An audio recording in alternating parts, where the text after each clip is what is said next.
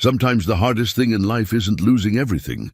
It's finding the courage to ask for help when you have nothing left. In the winter of 1883, Sarah Bennett stood at the door of a stranger's cabin with empty pockets and a heavy heart. She was a widow with nowhere to go, offering the only thing she still had, her ability to cook a warm meal. James Holloway was a mountain man who kept to himself, raising his young daughter Emma far from town. He didn't need complications, but when his 8-year-old daughter looked at the tired woman on their doorstep and asked one simple question, everything changed.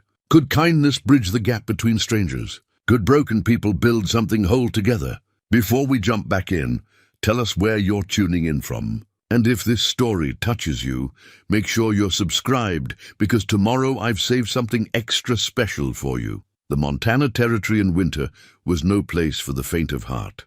Snow came early and stayed late, blanketing the mountains in silence so complete you could hear your own heartbeat in the stillness. The wind carried teeth sharp enough to cut through wool and leather alike, and the cold settled into bones with a permanence that made folks forget what warmth felt like. It was a land that demanded respect, that took without asking, that separated the determined from the desperate with ruthless efficiency.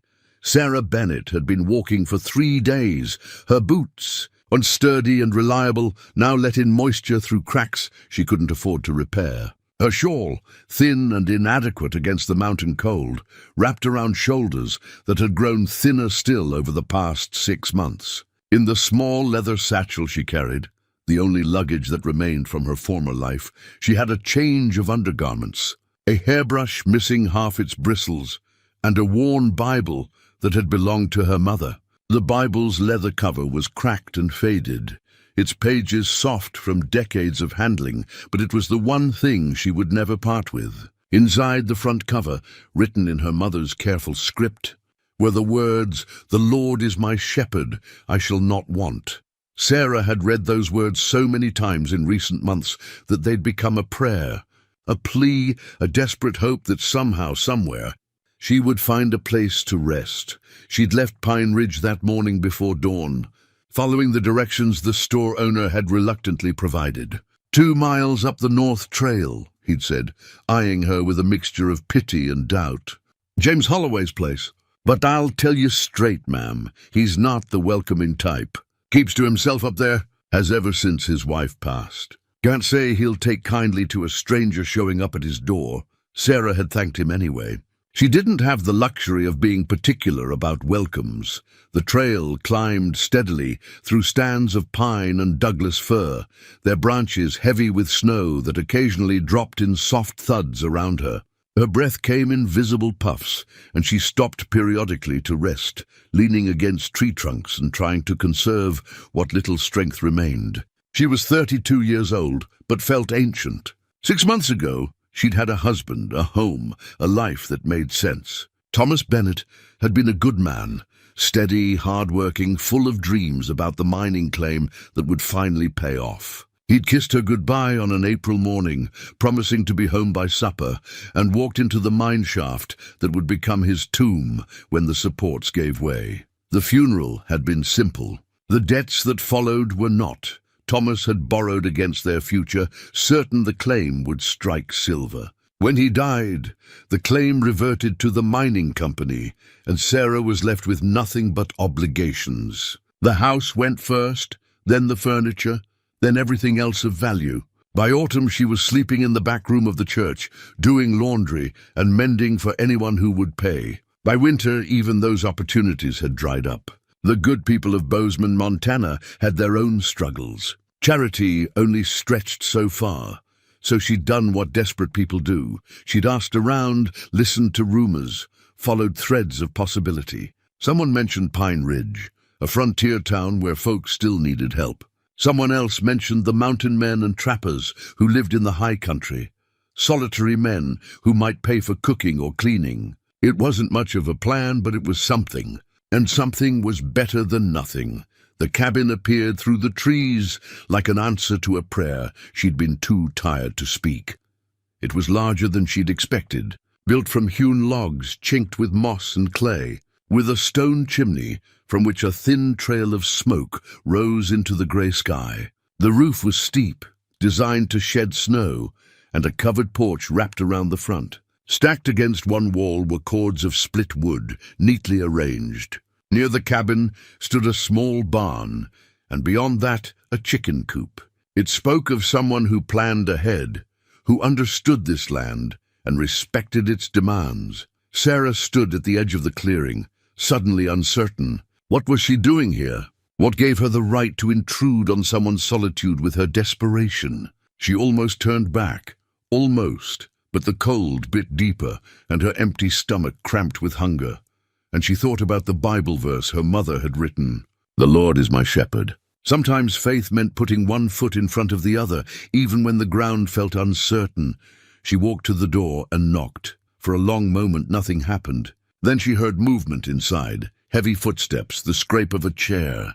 The door opened, and Sarah found herself looking up at one of the largest men she'd ever seen. James Holloway stood well over 6 feet, with shoulders that filled the doorframe and hands that looked capable of splitting logs without an axe. His dark hair hung past his collar, and a thick beard covered the lower half of his face. His eyes, however, were what caught her attention. Deep brown, watchful, carrying a wariness that suggested he'd been disappointed by people before. He wore a simple wool shirt and canvas pants held up with suspenders, and in one hand he held a carving knife. "Help you?" His voice was deep, rough from disuse. Sarah straightened her spine and met his eyes. Dignity was all she had left. "My name is Sarah Bennett. I'm looking for work. I can cook, clean, mend, preserve food, whatever needs doing. I don't require wages, just room and board through the winter. Come spring, I'll move on." James studied her for a long moment. She watched him take in her worn clothing, her thin frame, the exhaustion she couldn't quite hide. His expression remained neutral, but something shifted in his eyes. Not quite pity, but recognition, perhaps. The acknowledgement of one survivor seeing another. "Don't need help," he said finally. Sarah's heart sank, but she kept her voice steady. "Everyone needs help with something, Mr. Holloway. I'm a good cook. I can make a week's worth of supplies stretch to 2. I know how to render fat, smoke meat, make soap. I can read and write, so if you have accounts to keep," said I don't need help. But he hadn't closed the door. "Papa?" A small voice came from inside the cabin. "Who is it?" James's jaw tightened. He glanced over his shoulder, then back at Sarah. Something in his expression changed, softened slightly, or perhaps just grew more conflicted. A little girl appeared beside him, ducking under his arm to peer out at Sarah. She had her father's dark hair, worn in 2 braids, and bright, curious eyes that took in everything. She wore a simple dress with a wool sweater over it, and knitted stockings that had been darned multiple times. 8 years old, Sarah guessed, maybe 9. "Papa," "She looks cold," the girl said. "Emma, go back inside." But Emma ignored him, studying Sarah with a directness that would have been rude in an adult, but felt honest in a child. "Are you lost?" "No, sweetheart. I'm looking for work. Can you cook?" Sarah smiled despite her exhaustion. "Yes, I can." "Papa's cooking is terrible," Emma said matter-of-factly. "Everything tastes like salt and burnt." "Emma," James's voice carried a warning. But there was no real anger in it. The girl looked up at her father, then back at Sarah. Something passed across her young face, a calculation, a hope, a longing for something Sarah couldn't quite identify. When Emma spoke again, her voice was quieter, almost tentative. "Can she stay?" The question hung in the cold air between them. Sarah saw James's hand tighten on the doorframe, saw the war that played across his features. This was a man who'd built walls for a reason, who'd chosen isolation as protection. But he was also a father, and his daughter was looking up at him with eyes full of hope. "Please, Papa, just for a little while." James looked at Sarah again, and this time she saw past the wariness to something deeper, grief, perhaps, or the bone-deep weariness of someone who'd been carrying too much alone for too long. His hand, the one holding the carving knife, trembled slightly before he steadied it. "1 week," he said finally. "Trial basis. You pull your weight, you can stay through winter. But come spring, you move on." "Understood." Relief flooded through Sarah so powerfully she felt her knees weaken. Understood. Thank you, Mr. Holloway. It's just James. He stepped aside, opening the door wider. Might as well come in before you freeze. Sarah crossed the threshold into warmth, into shelter, into a future she couldn't yet imagine. The cabin's interior was simple, but well-maintained. A stone fireplace dominated one wall, with a black iron stove beside it. Rough-hewn furniture, a table, chairs, a rocking chair, filled the main room. Shelves lined the walls, holding dishes, preserved foods in jars, and tools. A ladder led to a loft above, where she could see the edge of a bed. The whole space smelled of wood smoke, pine, and something cooking. Venison stew, she thought. In the corner sat a wooden chest, beautifully crafted with dovetailed joints and a curved lid. It looked out of place among the utilitarian furnishings, too fine, too carefully made. The wood had been oiled until it glowed, and brass hinges gleamed in the firelight. Something about it spoke of importance, of things cherished and protected. That was Mama's, Emma said, following Sarah's gaze. Papa won't let anyone touch it. James's face closed like a door slamming. Emma, show Mrs. Bennet where she can put her things. The storage room off the kitchen has a cot. It's not much, but it's warm enough. It will be perfect, Sarah said quietly. Thank you. As Emma led her toward the back of the cabin, chattering about the chickens and the barn cat, and how Papa had promised to teach her to read, but he wasn't very good at it. Sarah allowed herself to feel the first stirring of something she hadn't felt in months. Hope. It was fragile, uncertain, as delicate as the first ice on a winter stream. But it was there, warming her from the inside in a way the fire couldn't quite reach. She'd found shelter. She'd found work. And perhaps, in time, she might find something more, a place to belong, a reason to keep putting one foot in front of the other. Behind them, James stood at the window, watching the snow begin to fall. His hand went to the breast pocket of his shirt, where he kept a small daguerreotype of a woman with kind eyes and a gentle smile, Margaret. 3 years gone, but still present in every corner of this cabin. In every breath he took, he shouldn't have let the widow in. He knew that, knew it with the certainty of someone who'd learned that letting people close only led to pain. But Emma had asked, and he'd never been able to deny his daughter anything, not when her eyes filled with hope, not when her voice carried that particular note of longing. 1 week, he told himself. Just 1 week. How much could change in 1 week? Outside, the snow fell harder, covering Sarah's tracks from the clearing, erasing the path she'd walked to get here. The mountains settled into their winter silence, patient and watchful, as they'd been for thousands of years before, and would be for thousands more. And in the warm cabin, 3 people who'd each lost everything began the slow, uncertain process of finding something new. Emma showed Sarah the storage room, barely more than a closet. Really, but it had a small cot, a blanket, and a hook for hanging clothes. A single narrow window looked out toward the pine trees. It's perfect, Sarah said, setting down her satchel. Truly. Are you really going to stay? Emma asked, her voice small and hopeful. Sarah knelt down so they were eye to eye. For a week at least. We'll see what happens after that. I hope you stay longer. Emma reached out and touched Sarah's hand, her small fingers cold. It's been just Papa and me for a long time. Sometimes it gets lonely. Sarah's heart ached. She knew about lonely. Well, I'm here now. How about we see what we can do with that stew I smell cooking? Emma's face brightened. Papa always lets it burn on the bottom. He says he likes it that way, but I don't think that's true. They returned to the main room together. James had moved to the stove, stirring the pot with more force than necessary. Sarah could see the tension in his shoulders, the way he held himself apart, even in his own home. May I? She asked, gesturing to the stove. He stepped aside without a word, handing her the wooden spoon. Sarah lifted it to her lips, tasted, considered. The stew was decent, better than Emma had suggested, actually, but it needed something. She scanned the shelves, found dried herbs hanging from hooks, selected what she needed. Do you mind? She asked, holding up the sage and thyme. James shrugged. Do what you want. It's your trial. Sarah added the herbs, adjusted the heat, tasted again. Better. She found cornmeal and began preparing johnny cakes to go with the stew, her hands moving through familiar motions that settled something inside her. This at least she knew how to do. This she could offer. Emma pulled a chair close and watched, asking questions about everything. What was that herb? How did you know how much to add? Why did you stir it that way? Sarah answered each question patiently, grateful for the distraction, for the easy companionship of a child who hadn't yet learned to guard her heart.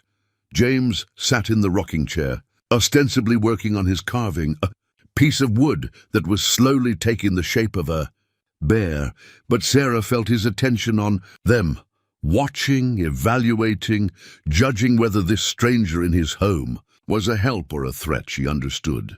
She'd be wary, too. When the meal was ready, Sarah set the table, 3 places, 3 servings. The stew steamed in wooden bowls, and the johnny cakes were golden and warm. It wasn't fancy, but it was good, honest food, prepared with care. They ate in silence at first. Then Emma began talking about her day, checking the chickens, spotting a fox near the tree line, finding a frozen stream where she wanted to ice skate when Papa had time to clear it. Her chatter filled the spaces between them, made the silence less heavy. "This is good," James said finally, not looking at Sarah. "Better than I usually manage." "Thank you," Sarah replied. "It's a good base. You're a fine cook already." He looked at her then, surprise flickering across his face, as if he'd expected criticism, not a compliment, as if kindness was a language he'd forgotten. After dinner, Sarah insisted on cleaning up. James tried to argue. She'd been walking all day, she must be exhausted, but she was firm. "I'm here to help, James. Let me help." He relented, retreating to his carving, while Emma dried the dishes Sarah washed. The girl kept up a steady stream of conversation, telling Sarah about the mountain, about the animals, about her mother, who she barely remembered, but Papa talked about sometimes when he was sad. "She died when I was 5, Emma said matter-of-factly. "Papa says she was beautiful and kind and she loved me very much." Sarah's throat tightened. "I'm sure she did, sweetheart. Do you have children?" "No, I was married, but we never had children. What happened to your husband?" "Emma," James said sharply. "That's enough questions." But Sarah shook her head. "It's all right. He died in a mining accident 6 months ago. I miss him very much." Emma considered this, her young face serious. "Then you understand about being sad?" "Yes," Sarah said softly. "I understand about being sad."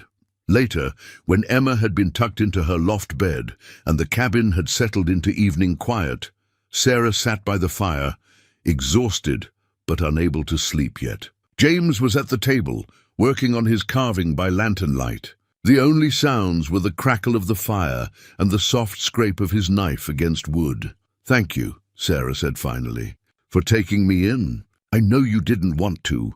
James was quiet for so long she thought he wouldn't answer.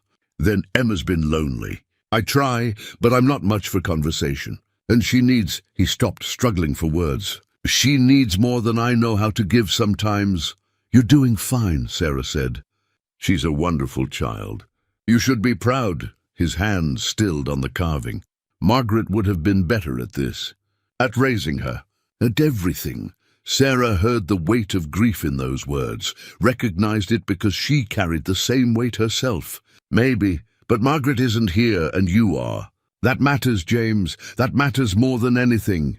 He looked at her then, really looked at her, and Sarah saw the man beneath the walls, someone tired and lonely and trying so hard to be enough, someone who'd convinced himself that isolation was strength, that needing nothing meant risking nothing. She recognized him because she'd been becoming the same person. 1 week, he said. But it sounded less certain than before. 1 week, Sarah agreed. She rose and made her way to the storage room, to the narrow cot and thin blanket. But as she lay in the darkness, listening to the wind outside and the settling of the cabin around her, Sarah felt something shift inside her chest. A loosening, perhaps. A tentative unfurling of something that had been held too tight for too long.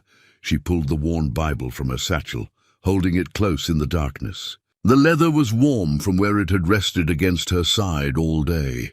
She didn't need light to know what her mother had written inside. "The Lord is my shepherd." Maybe she'd been shepherded here.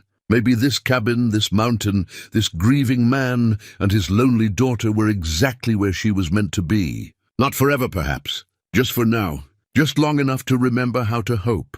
Outside, the snow continued to fall, soft and steady, covering the world in white silence. And inside the cabin, 3 broken people slept under the same roof, their futures uncertain but no longer quite so lonely. The week stretched ahead with all its possibilities and dangers. But tonight, there was warmth and shelter and the smallest seed of something that might, given time and care, grow into belonging. Tonight, that was enough. The first 2 days passed in careful rhythm. Sarah woke before dawn, built up the fire, started coffee. James rose shortly after, wordless and wary, moving through his morning routines with the precision of someone who'd done them alone for years. Emma tumbled down from the loft full of questions and energy, a bright spot of life in the quiet cabin. Sarah learned their patterns, adapted to their space. She cooked meals that stretched their supplies, mended Emma's stockings, while the girl practiced writing letters on a precious scrap of paper. She organized the pantry, counted jars of preserves, made mental notes of what they'd need before true winter set in. James watched her work with an expression she couldn't read, part gratitude, part discomfort, as if accepting help felt like admitting defeat. They spoke little. James wasn't one for conversation, and Sarah sensed that pushing would only drive him further behind his walls. So she worked quietly, answered Emma's endless questions, and gave James the space he seemed to need. On the 3rd night, everything changed. Sarah woke to the sound of crying, soft at first, muffled, then growing more distressed. She sat up on her cot, disoriented in the darkness, before recognizing Emma's voice. Without thinking, she grabbed her shawl and hurried into the main room. James was already climbing the ladder to the loft, moving fast. Sarah followed, her heart pounding. Emma lay in her small bed, her face flushed and damp with sweat. Even in the dim light from the banked fire below, Sarah could see the fever burning in her cheeks. The girl tossed restlessly, whimpering, her braids tangled on the pillow. "Emma?" James's voice cracked with fear. He touched her forehead, jerked his hand back. "She's burning up." Sarah moved to the other side of the bed, her instincts taking over. She'd helped her mother nurse neighbors through fevers, had tended Thomas through a bout of pneumonia one winter. She knew what needed to be done. "How long has she been like this?" Sarah asked, already checking Emma's throat, feeling for swollen glands. "I don't know. She was fine at dinner." James looked stricken, helpless, in a way Sarah hadn't seen before. "What do I do?"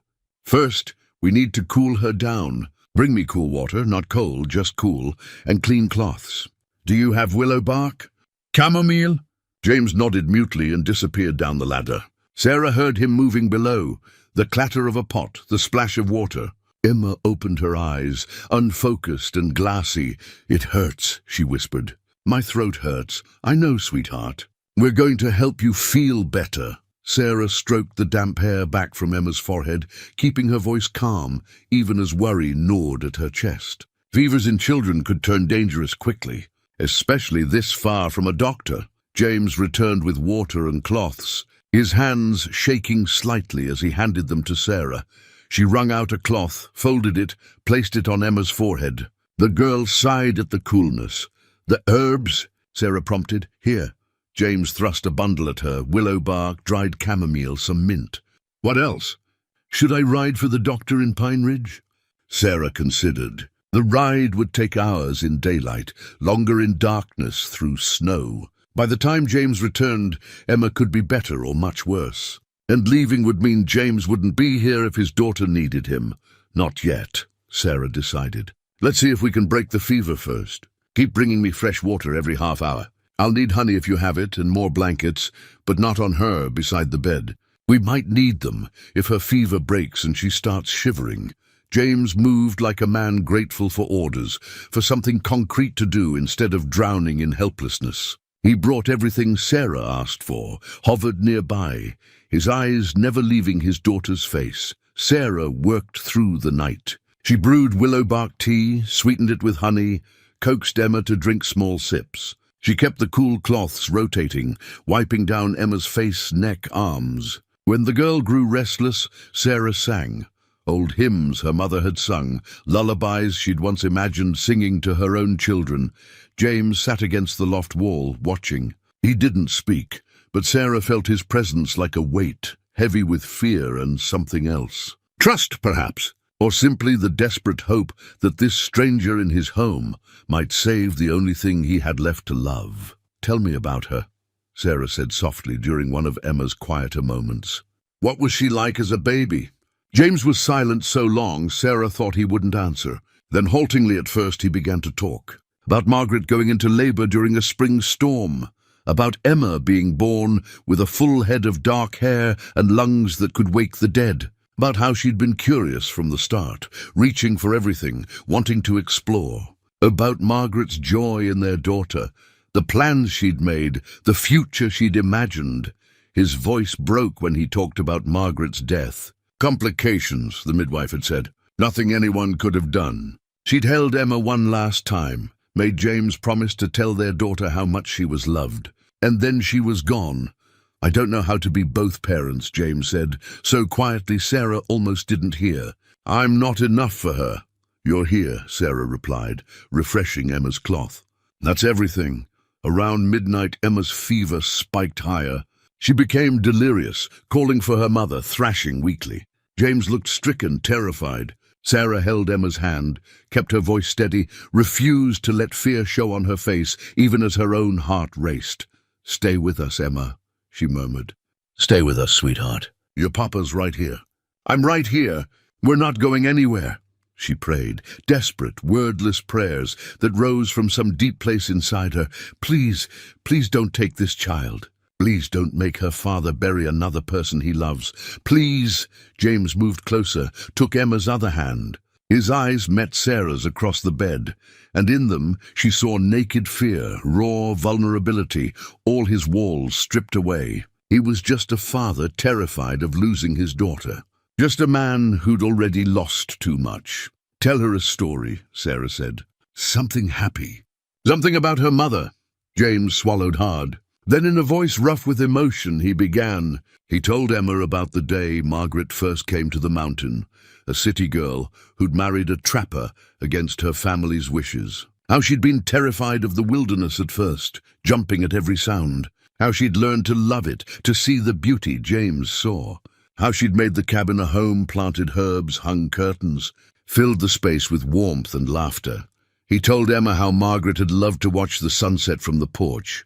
How she'd made up stories about the animals. How she'd wanted Emma to grow up brave and kind and true to herself. Sarah listened, still working, still cooling the fever, still coaxing sips of tea past Emma's cracked lips. She watched James's face as he spoke, saw the love there, the grief, the fierce determination to keep his daughter safe. Somewhere around 3 a.m, Emma grew quieter. Her breathing evened out. Sarah checked her temperature again, still hot but not as desperately burning. "Progress. Rest," she told James. "Just for a bit. I'll watch her." "Can't sleep," he said, but his eyes were heavy with exhaustion. "Then just close your eyes. 5 minutes. I promise I'll wake you if anything changes." Reluctantly, James leaned back against the wall. Within moments his breathing deepened. Sarah watched him sleep, this large, gruff man made vulnerable by love. She understood him better now, understood why he'd chosen isolation, why he held everyone at arm's length. When you loved someone, you gave them the power to destroy you. And when you lost them, the destruction was total. She knew. She'd lived it, but she also knew that loving someone even briefly, even with the risk of loss, that was what made life worth living. Thomas had given her 10 years of partnership, of companionship, of someone to share the burdens with. She wouldn't trade those years for anything, even knowing how they'd end. Emma stirred, whimpered. Sarah leaned close. "Shh, sweetheart. I'm here, Mama." Emma's voice was small, confused. Sarah's throat tightened. "No, honey. It's Sarah, but I'm here. Your papa's here too." Emma's eyes fluttered open, still glazed with fever but more focused than before. She looked at Sarah for a long moment. "Don't leave," she whispered. "I'm not going anywhere," Sarah promised. I'll be right here all night. Promise? I promise. Satisfied, Emma drifted back to sleep. Sarah kept her vigil, changing cloths, checking temperature, praying. The night stretched long and dark, punctuated by the crackle of the fire below and the soft sounds of breathing. As dawn began to grey the windows, Emma's fever finally broke. Sweat beaded on her forehead, the body's way of cooling itself, releasing the heat that had burned so dangerously high. Sarah felt a wave of relief so powerful it made her dizzy. "James," she said softly. "James, wake up!" He jolted awake, instantly alert. "What?" "Feel." Sarah guided his hand to Emma's forehead. The change in his face was everything. Fear melted into hope, hope into relief, relief into something that looked almost like joy. "She's cooler." "Yes, the fever broke. She's not out of danger yet. We'll need to watch her today, keep her comfortable. But the worst has passed." James looked at Sarah then, really looked at her, and what she saw in his eyes made her breath catch. Gratitude, yes, but also something deeper. Recognition, understanding, as if he was seeing her for the first time, not as a stranger, not as hired help, but as someone who'd stood beside him in the dark and refused to let go. "You saved her," he said hoarsely. "We both did. You kept her comfortable, kept her calm. That matters more than you know." Emma stirred, opened her eyes. This time they were clear, present. "Papa!" "Right here, little bear." James's voice was thick. "Right here. I had bad dreams, I know. But you're safe now. Sarah took care of you." Emma turned her head, found Sarah. A small smile crossed her pale face. "You sang to me." "I did." "Do you remember any of it?" "Some. It was nice." Emma's eyes started to close again. "Can you sing more later?" "All you want," Sarah promised. As Emma drifted back to sleep, real sleep this time, healing sleep, Sarah and James remained on either side of her bed. The morning light grew stronger, painting the loft in shades of gold. Neither of them moved. Neither of them wanted to break whatever fragile thing had formed between them in the darkness. Finally, James spoke. "I was going to let you go after the week," Sarah nodded. She'd known, had seen it in his careful distance, his measured responses. "I want you to stay," he continued, the words coming slowly, as if pulled from somewhere deep. "Through winter. Longer, if you're willing. Emma needs—" He stopped, corrected himself. "We need someone. I can't do this alone anymore." Sarah felt something unlock in her chest. Not quite belonging, not yet, but the possibility of it. The door opening just a crack. "I'll stay," she said simply. "It won't be easy. Winters here are hard, long, the isolation gets to people. I'm not afraid of hard work. And I'm not afraid of quiet," James almost smiled. "Almost. What are you afraid of?" Sarah considered the question. "Being alone," she said finally. "Not physically alone, I can handle that. But being alone in the world, having no one who'd notice if I was gone. That's what scares me." "We'd notice," James said, his voice rough. "If you were gone, we'd notice."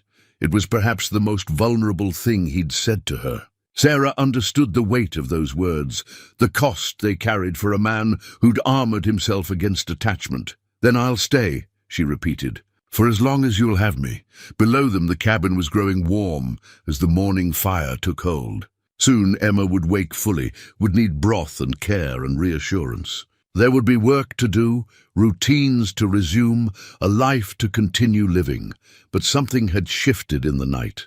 Some barrier had dissolved. When Emma had been burning with fever, when James had been stripped of all his defenses, when Sarah had given everything she had to save a child who wasn't hers, in those hours, they'd become something more than strangers sharing a roof. They'd become necessary to each other. Emma slept on, her breathing peaceful, her small hand relaxed in Sarah's. James sat against the wall, watching his daughter with eyes that still held traces of the night's fear. And Sarah remained at the bedside, tired but content, feeling the first true warmth of belonging begin to kindle in her heart. Outside, the sun rose over the mountain, burning away the darkness, promising a new day. The trial week had become something more. The careful boundaries had blurred. And in a cabin on a Montana mountain, 3 people who'd lost everything began the slow, uncertain work of building something new. James reached across the bed, his large hand covering Sarah's where it rested near Emma's. He didn't say anything. He didn't need to. The gesture said enough. "Thank you. I trust you. Stay." Sarah met his eyes and nodded. She understood. She felt it too, this fragile, tentative beginning. This possibility that maybe, just maybe, broken people could help each other heal. The week wasn't up yet, but it didn't matter anymore. She wasn't counting days. Neither was he. Emma stirred, opened her eyes, smiled at them both. "I'm hungry," she announced, her voice small but steady. James laughed, a sound Sarah hadn't heard from him before, rough from disuse but genuine. "That's my girl. Always hungry. I'll make broth," Sarah said, starting to rise. "No." James stopped her with a gentle hand. "I'll make it. You've been up all night. Rest." "James, please." The word came hard to him, she could tell. "Let me help." So Sarah stayed with Emma while James climbed down to the kitchen. She heard him moving around below, the clatter of a pot, the opening of the pantry. Emma snuggled closer, her head on Sarah's arm. "Are you staying?" the girl asked drowsily. "Yes, sweetheart. I'm staying." "Good." Emma's eyes drifted closed. "I prayed for someone to come. I asked God to send someone kind. And then you knocked on our door." Sarah's eyes burned with unexpected tears. She thought of her mother's Bible, the verse written inside. "The Lord is my shepherd." Maybe she'd been guided here after all. Maybe this was exactly where she was meant to be. "I prayed too," Sarah whispered. "And God led me to you." Emma smiled, already half asleep again. "Then we both got what we prayed for." "Yes," Sarah thought, watching the morning light fill the loft with gold. "Yes, we did." Below, James worked in the kitchen, making broth the way Margaret had taught him years ago. His hands were steadier now, his heart lighter. The fear that had gripped him in the night had passed, leaving something else in its wake. Hope, perhaps. Or simply the acknowledgement that he didn't have to carry everything alone anymore. He thought about Sarah, how she'd stayed through the night without complaint, how she'd known exactly what to do, how she'd looked at him with understanding instead of pity when his walls had crumbled. She was stronger than she looked. This tired widow with empty pockets and a worn Bible, she was exactly what they needed. And maybe, though he wasn't quite ready to admit it yet, she was what he needed too. The week had become meaningless. The trial was over. Sarah had proven herself in the only way that mattered. She'd saved his daughter. She'd stood beside him in the dark and refused to let go. That was family. That was what mattered. James ladled the broth into a bowl, added a bit of salt, started up the ladder. His daughter was awake and asking for food. Sarah was there, steady and calm. The sun was shining through the windows. It was a good morning. The first good morning he'd had in a long time. And as he climbed into the loft, carrying nourishment for his child, he felt something he hadn't felt in 3 years. Gratitude, not just for Sarah's help, though he was grateful for that, but gratitude for the reminder that life could still offer unexpected gifts, that strangers could become family, that hope could kindle even in the coldest winter.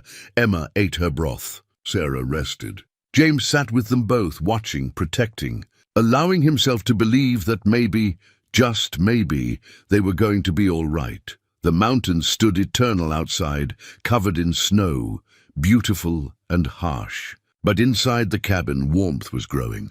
Not just from the fire, but from something deeper, from the simple, powerful act of people choosing to care for each other.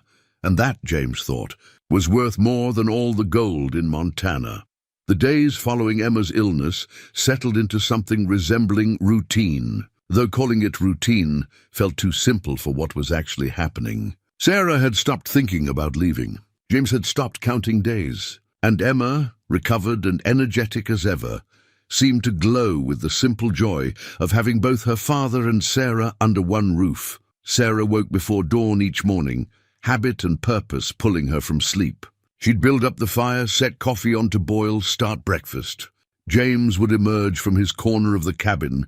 He'd given Sarah the storage room and taken to sleeping in the main room by the fire, and they'd share a quiet cup of coffee in the pre-dawn darkness. They didn't talk much. Words still came hard to James, but the silence between them had changed.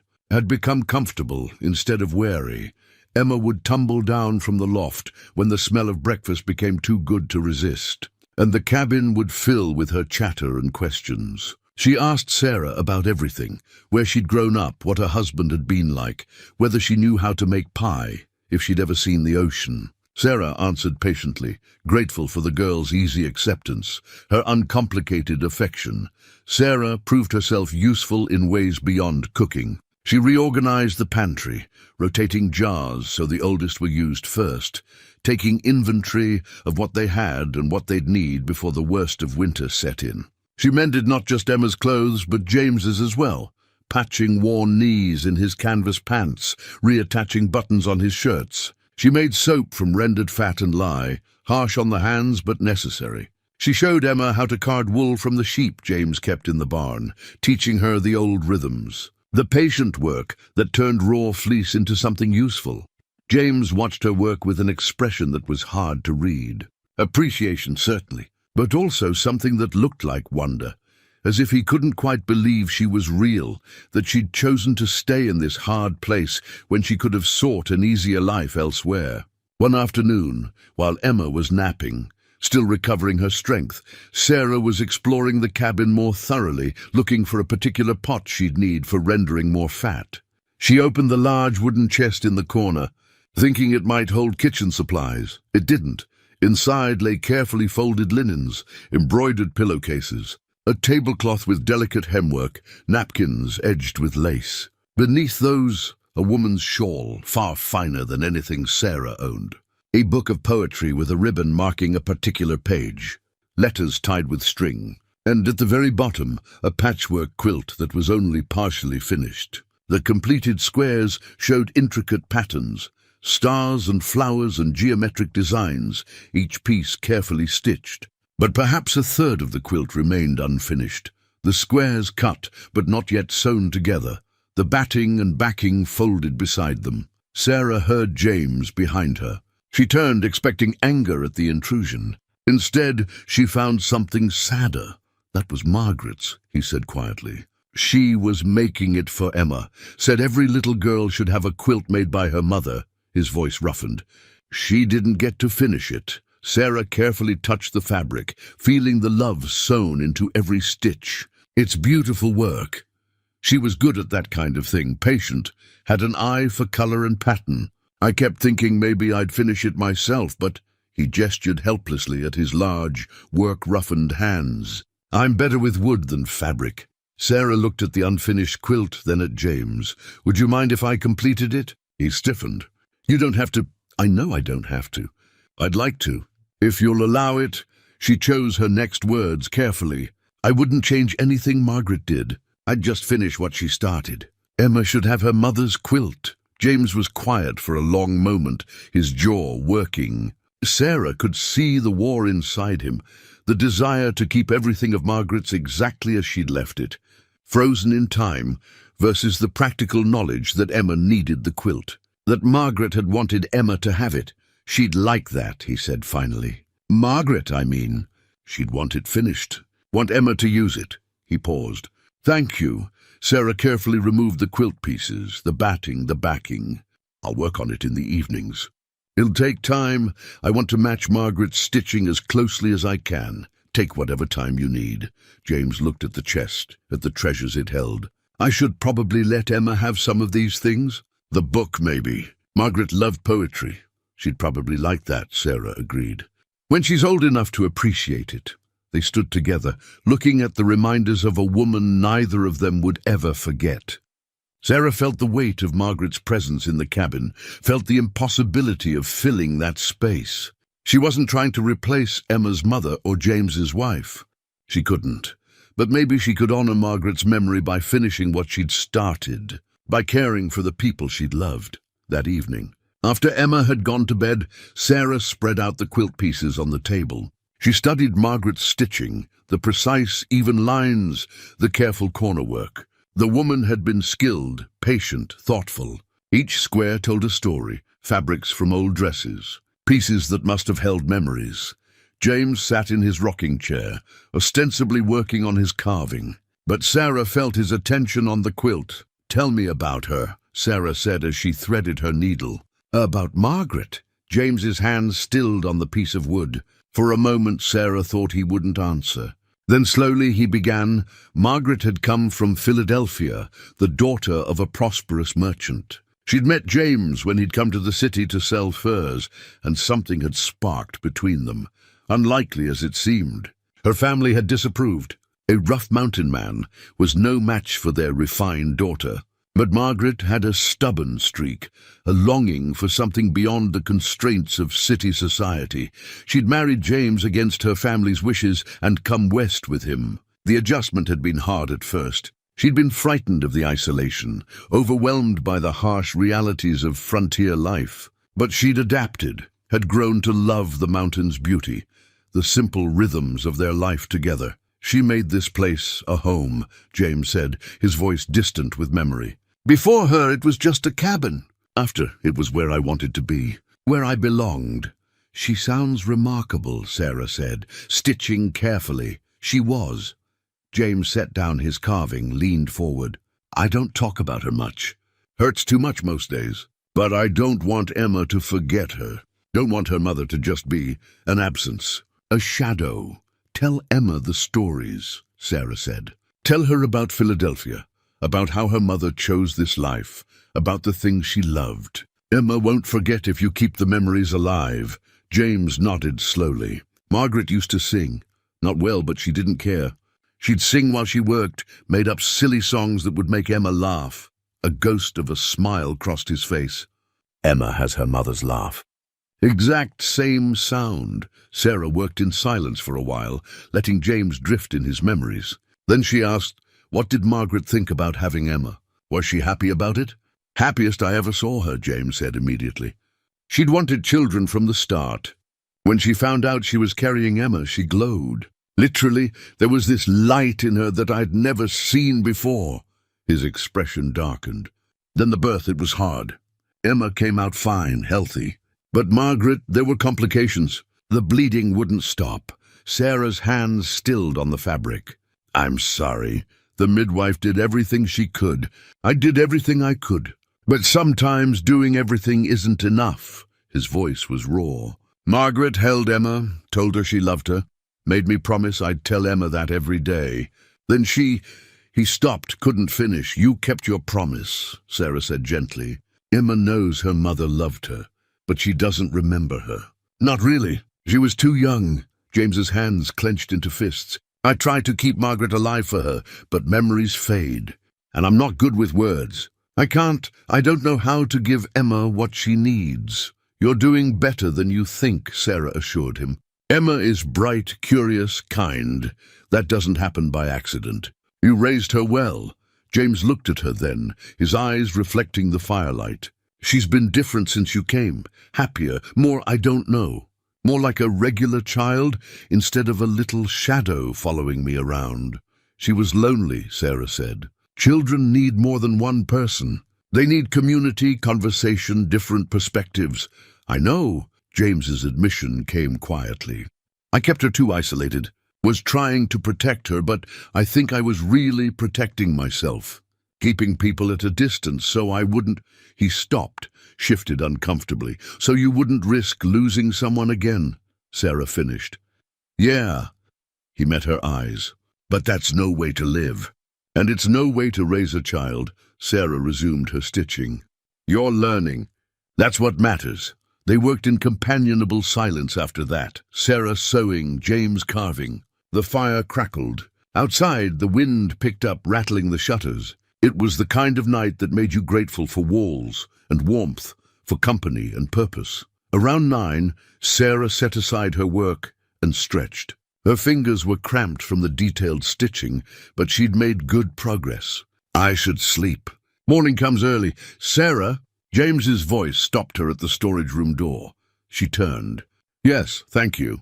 For everything. For staying. For taking care of Emma. For finishing the quilt. He struggled with the next words. For not making me feel like I'm betraying Margaret by letting you help. Sarah understood the weight of those words, the guilt he carried. Margaret would want Emma cared for. She'd want you to have help. Accepting that isn't betrayal, it's honoring her wishes. James nodded, though she could see the conflict still playing across his face. Grief was complicated. You didn't get over it, you just learned to carry it differently. Good night, James. Good night. Sarah closed the door to her small room and prepared for bed. Through the thin walls, she could hear James banking the fire, moving about as he settled for the night. She thought about Margaret, about the woman who'd left such a presence in this cabin, who'd loved James enough to leave everything familiar, who'd wanted nothing more than to give her daughter a quilt. Sarah would finish that quilt. She'd stitch every square with care, matching Margaret's work as closely as she could. Not to replace the woman, that was impossible, but to honor her, to give Emma something tangible from her mother's hands. In the darkness, Sarah pulled out her Bible, held it close. She thought about her own mother, about the love that had been stitched into those words written on the inside cover, about how love persisted even after death, how it lived on in the people left behind, in the work they'd done, in the memories they'd created.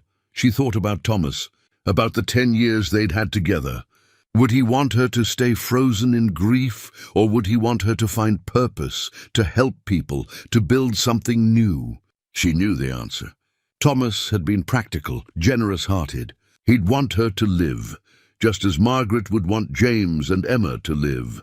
Sarah fell asleep thinking about the quilt, about the careful work of joining pieces together to create something whole. It seemed like a metaphor for what was happening in this cabin. Broken people finding ways to fit together, to create something stronger than the sum of their parts. The next morning brought fresh snow. James went out to tend the animals, check the traps he'd set in the woods. Emma helped Sarah make bread, her small hands sticky with dough, her face bright with concentration. "Sarah," Emma asked as they kneaded, "will you teach me to read better?" "Papa tries, but he gets frustrated." "Of course." "We'll start today if you like," Emma beamed. "Can we use Mama's book?" "The one with poems?" Sarah glanced at the chest. "If your papa says it's all right." When James returned, stamping snow from his boots, they asked him. Sarah saw the hesitation, the instinct to keep everything of Margaret's locked away safe. But then he looked at Emma's hopeful face and nodded. "Your mama would want you to read her book," he said gruffly. "But you have to be careful with it. It was special to her." "I will," Emma promised, already racing to the chest. They spent the afternoon at the table, Emma sounding out words while Sarah guided her.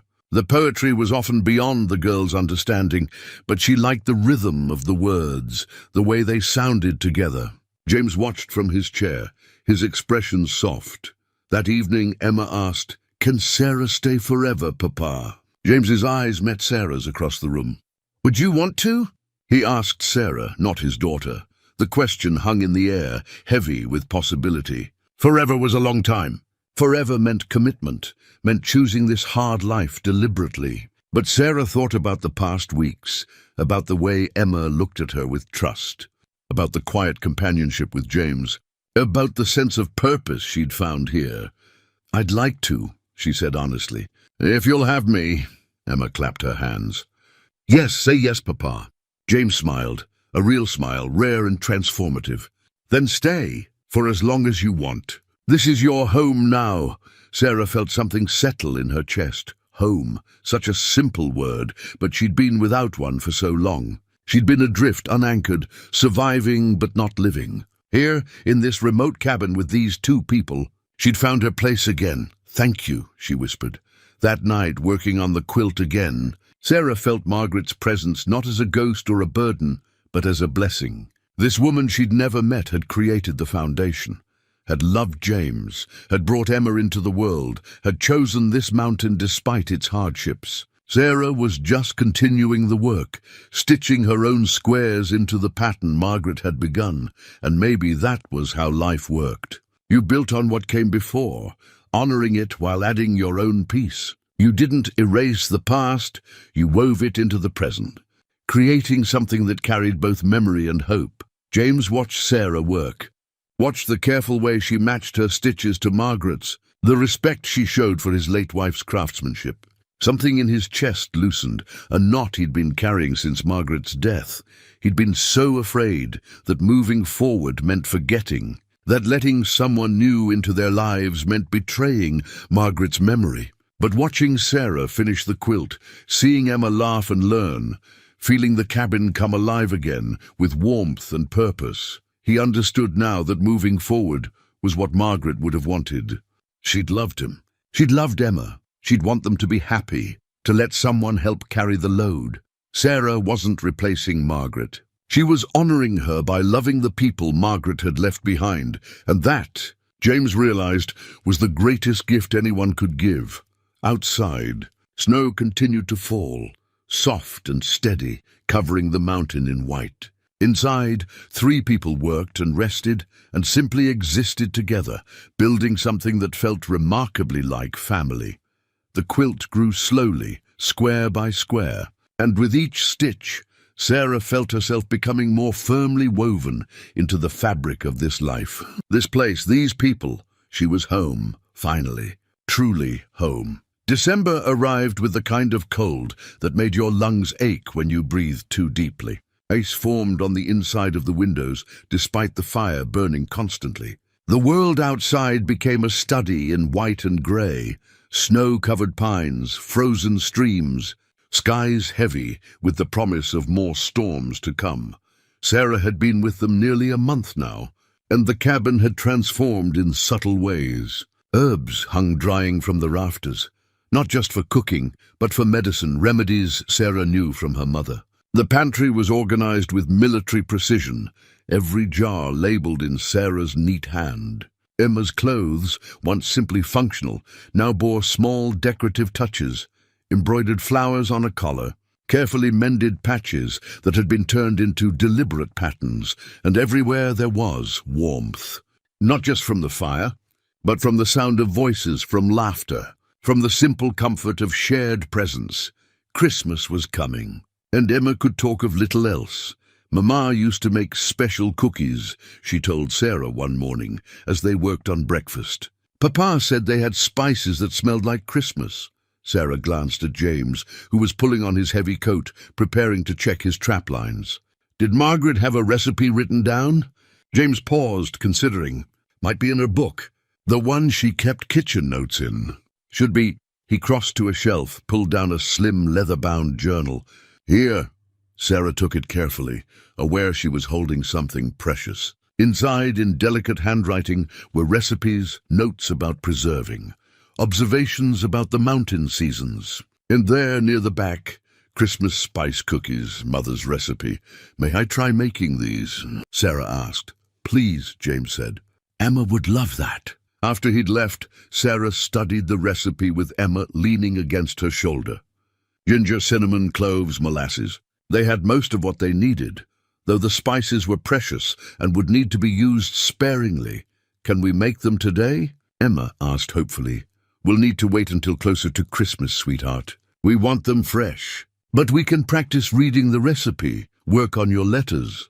Emma made a face but settled in to practice. Sarah had been teaching her daily, and the girl was proving quick to learn. She could now read simple sentences, could write her name and several words. Her hunger for learning reminded Sarah of herself as a child, curious, eager, impatient with the slowness of acquiring knowledge. Tell me about when you were little, Emma said, as she copied letters onto her precious paper. Did you have Christmas? I did, Sarah said, stirring the porridge. My mother would make a special dinner, and my father would bring home peppermint sticks from the store. We didn't have much, but we had each other. What happened to them? Fever took my mother when I was 15. My father died 3 years later. Heart gave out. Emma's face grew solemn. That's sad. It is, but I'm grateful for the time I had with them. They taught me important things. How to work hard, how to be kind, how to keep faith even when things are difficult. Is that why you have the Bible? The one that's all worn? Sarah smiled. Yes, my mother gave it to me. She wrote inside it, told me that God would take care of me. And he has, in ways I didn't always expect. Like bringing you here. Exactly like that. Emma thought about this while she practiced her letters. Then she asked, Do you think my mama is watching us from heaven? Sarah's throat tightened. I believe she is. And I think she's proud of you, of how brave and smart and kind you are. Do you think she's happy you're here? It was the question Sarah had been afraid Emma might ask. She chose her words carefully. I think your mama loved you and your papa more than anything. And I think she'd be grateful that you have someone to help take care of you. That's what people who love each other do. They make sure their loved ones are cared for. Emma nodded, satisfied with this answer. She returned to her letters, but Sarah saw her glance at her mother's book, at the recipe written in that delicate hand, and understood that the girl was connecting to her mother through these small touches, these preserved pieces of who Margaret had been. When James returned hours later, stamping snow and cold from his boots, he carried something wrapped in cloth. He set it on the table with unusual care. "What's that, Papa?" Emma asked, curious. James unwrapped it to reveal a small pine tree, no more than 3 feet tall, its branches still fragrant with sap. "Thought we should have a proper Christmas this year." Emma's face lit up like the sun breaking through clouds. "A Christmas tree. Can we decorate it?" "That's the idea." James looked almost shy. "Sarah, you know how to do such things?" Sarah smiled. "I do. We'll need to make decorations. We can use pine cones, dried berries, maybe string some popcorn if we have enough corn to spare." "We have enough," James said firmly. "This is important." Over the next few days, the cabin became a workshop of Christmas preparations. Sarah and Emma strung popcorn and cranberries, creating garlands. They collected pine cones from outside and tied ribbons around them.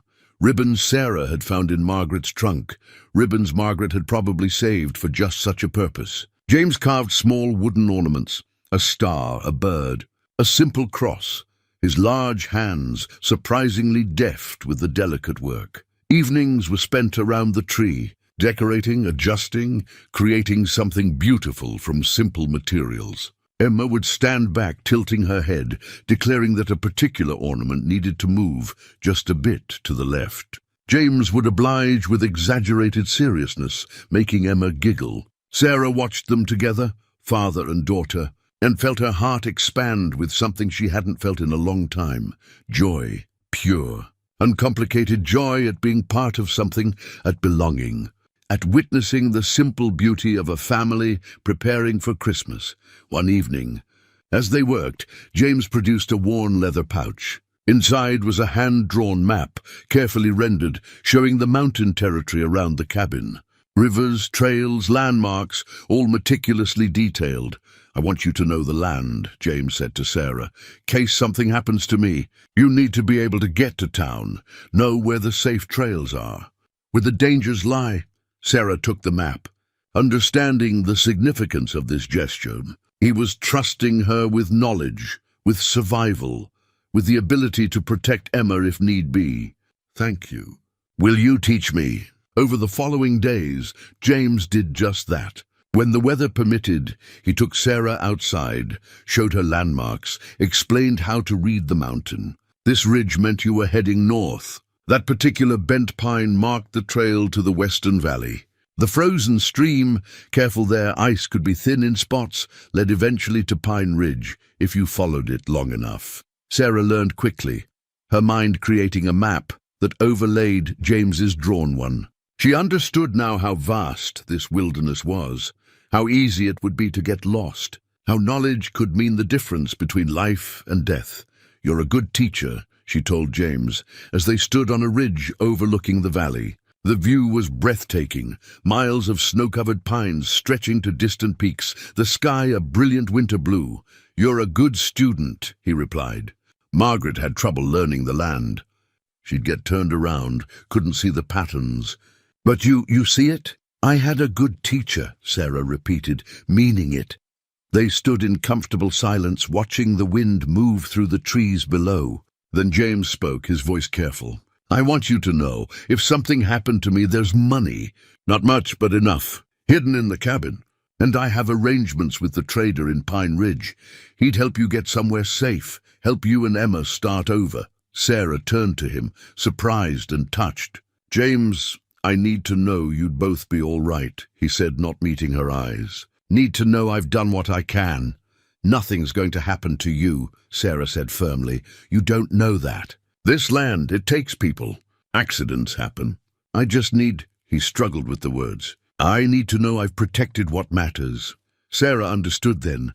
This wasn't just about practical preparation. This was James telling her that she and Emma were what mattered to him now, that he'd woven her into the fabric of his life, that he trusted her with everything he held dear.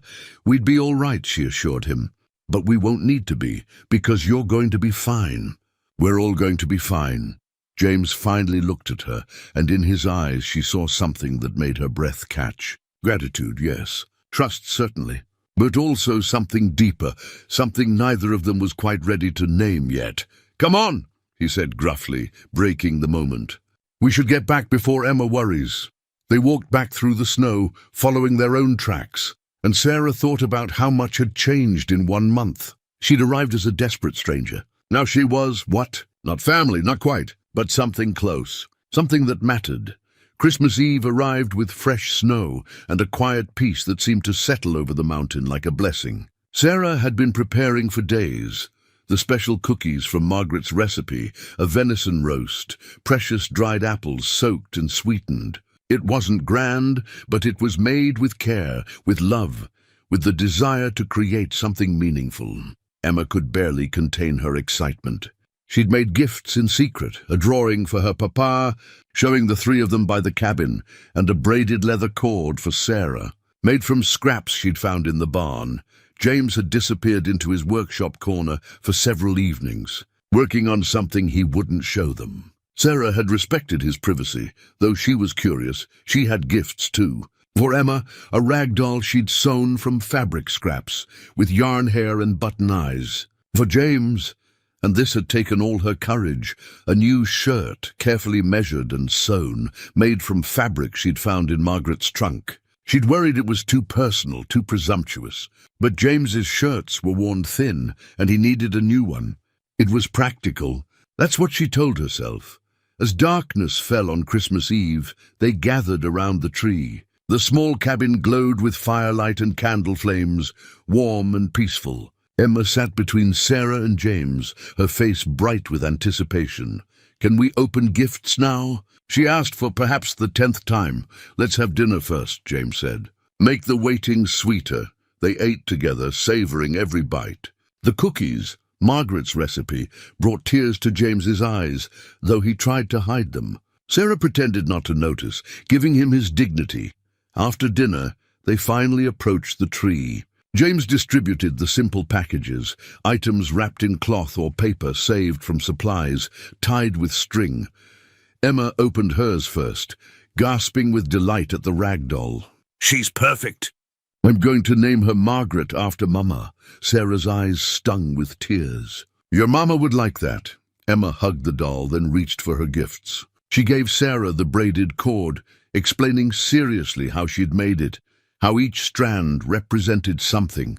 Papa, Sarah, and herself, all woven together. Sarah tied it around her wrist immediately. I'll treasure this always. Emma gave James her drawing. He studied it for a long moment, his expression unreadable. Then he pulled his daughter into a fierce hug. It's the best gift I've ever received. James handed his gifts to them next. For Emma, a carved wooden box with her name on the lid, a place for her treasures. Inside he'd placed a small carved horse. Thank you, Papa. Emma threw her arms around his neck.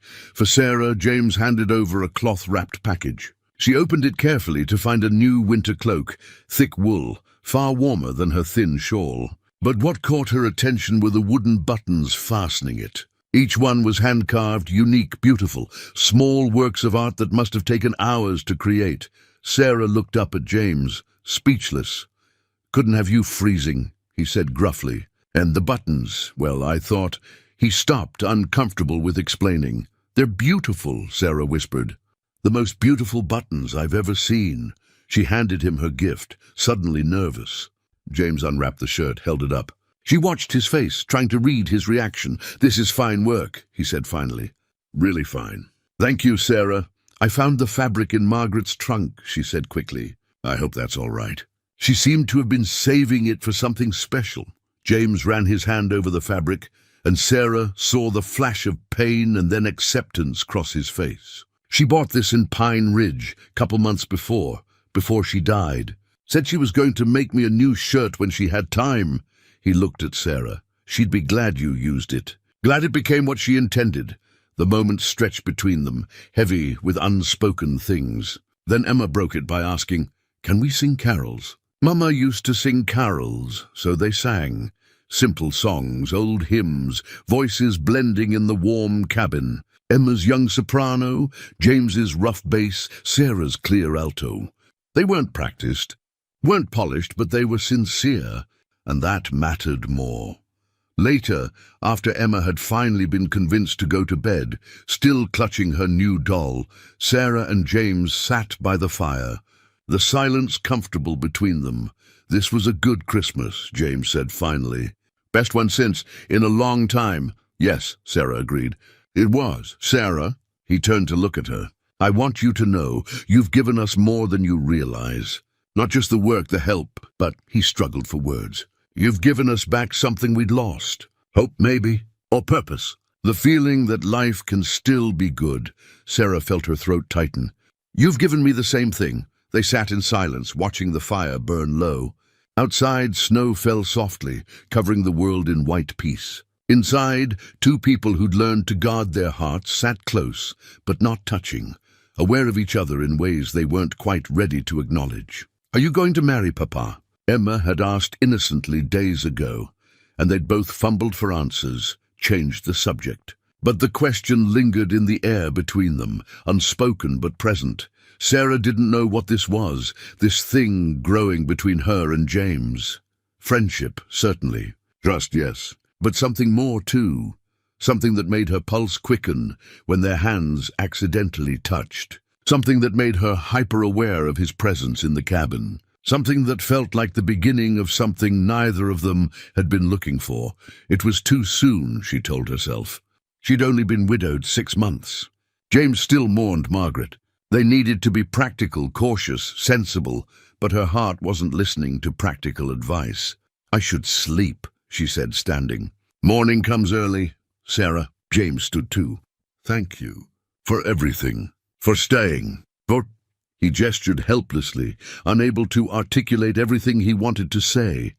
"I know," Sarah said softly. "I feel it too." Their eyes met, held. Something passed between them, acknowledgement. Perhaps understanding, the recognition that something was shifting, changing, becoming more than either had intended. Then Sarah turned and went to her small room, closing the door behind her. She leaned against it, heart pounding, aware that something significant had just happened, even if nothing had actually been said. In the main room, James stood by the fire, holding the shirt Sarah had made, running his fingers over the careful stitching. His mind was a tangle of guilt and hope, of grief for Margaret and growing feelings for Sarah, of fear that moving forward meant betraying the past. But Margaret's voice seemed to whisper in his mind, the words she'd said in those final moments. "Don't be alone, James, promise me. Emma needs more than you can give by yourself. And you need someone too. Promise me you'll let someone in." He'd promised. He'd thought it an impossible promise at the time, something he'd never be able to keep. But here was Sarah, practical and kind and strong, loving his daughter, bringing life back to the cabin, making him feel things he'd thought buried with Margaret. Was he betraying his late wife by caring for Sarah? Or was he honoring her by keeping his promise, by allowing himself and Emma the possibility of happiness again? James didn't have answers. He just knew that when Sarah was near, the cabin felt warmer, that Emma laughed more, that he himself smiled more easily, that the future, which had felt like nothing but grey endurance, now held possibilities he hadn't dared imagine. He folded the shirt carefully, placed it in his trunk. Tomorrow he'd wear it. Tomorrow he'd let himself be grateful for the gift, for the care behind it, for the woman who'd stitched it with her own hands. Tomorrow. But tonight, he let himself acknowledge the truth he'd been avoiding. He was falling in love with Sarah Bennett, and terrifying as that was, it also felt like coming home after a long, cold journey through darkness. Outside, The snow continued to fall, gentle and persistent, covering the mountain in white. And inside the cabin, 3 hearts beat in the silence, each carrying their own hopes and fears and fragile dreams of what might be possible when broken people dared to trust again. January brought the kind of cold that made you question whether spring would ever return. The temperature dropped so low that water froze solid in its bucket overnight, even inside the cabin near the fire. Snow piled higher against the walls, creating drifts that reached the windows. The world contracted to the small circle of warmth within 4 log walls, to the handful of yards between cabin and barn, to the desperate work of simply staying alive in a hostile landscape. They were snowed in for days at a time. James couldn't check his distant trap lines, couldn't hunt the far ranges. They relied on stored supplies and the animals in the barn, chickens that still laid a few eggs, sheep that provided wool, the cow that gave enough milk for their needs. The forced proximity changed things between Sarah and James. There was nowhere to retreat, nowhere to hide from the growing awareness between them. Every movement was observed, every touch magnified. When Sarah handed James his coffee in the morning, their fingers would brush, and both would pretend not to notice the spark. When they worked side by side at some task, they were hyper-aware of the space, or lack of it, between them. Emma, oblivious to the tension, chattered on as usual, keeping them occupied with her questions and observations and boundless energy. Sarah fell into evening routines that felt both domestic and deeply intimate. After Emma went to bed, she and James would sit by the fire, James with his carving, Sarah with the quilt or some mending. They talked more now. James shared stories of his childhood, of learning to trap and hunt from his own father, of the years before Margaret. Sarah spoke of her life before Thomas, of dreams she'd once had, of the person she'd thought she would become. One evening, as she worked on the quilt, James watched her fingers move in the lamplight. "You're good at that. The stitching, my mother taught me, said every woman should know how to make something from nothing, how to take scraps and create something useful and beautiful." Margaret felt the same way. James set down his carving, a set of wooden buttons he'd been working on for days, each one unique. She said making things with your hands was a way of leaving your mark on the world, that even after you were gone, the things you made would remain. Sarah understood the melancholy in his voice. "That's why finishing this quilt matters. Emma will have something her mother made, something she can pass to her own children someday." James was quiet for a moment. "Then, do you think about children? About a different life?" The question hung in the air, loaded with implications. Sarah chose her words carefully. "I used to. Thomas and I tried for years. It never happened. I made my peace with it mostly. Figured it wasn't meant to be. And now," Sarah looked up, met his eyes, "now I have Emma, not mine by birth, but—" She stopped, uncertain how much to reveal. "But yours in your heart," James finished softly. "Yes."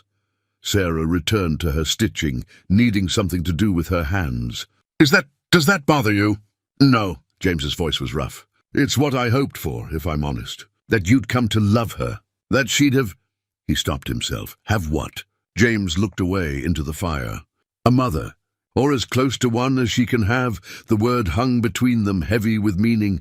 Mother. Sarah felt something warm and frightening bloom in her chest.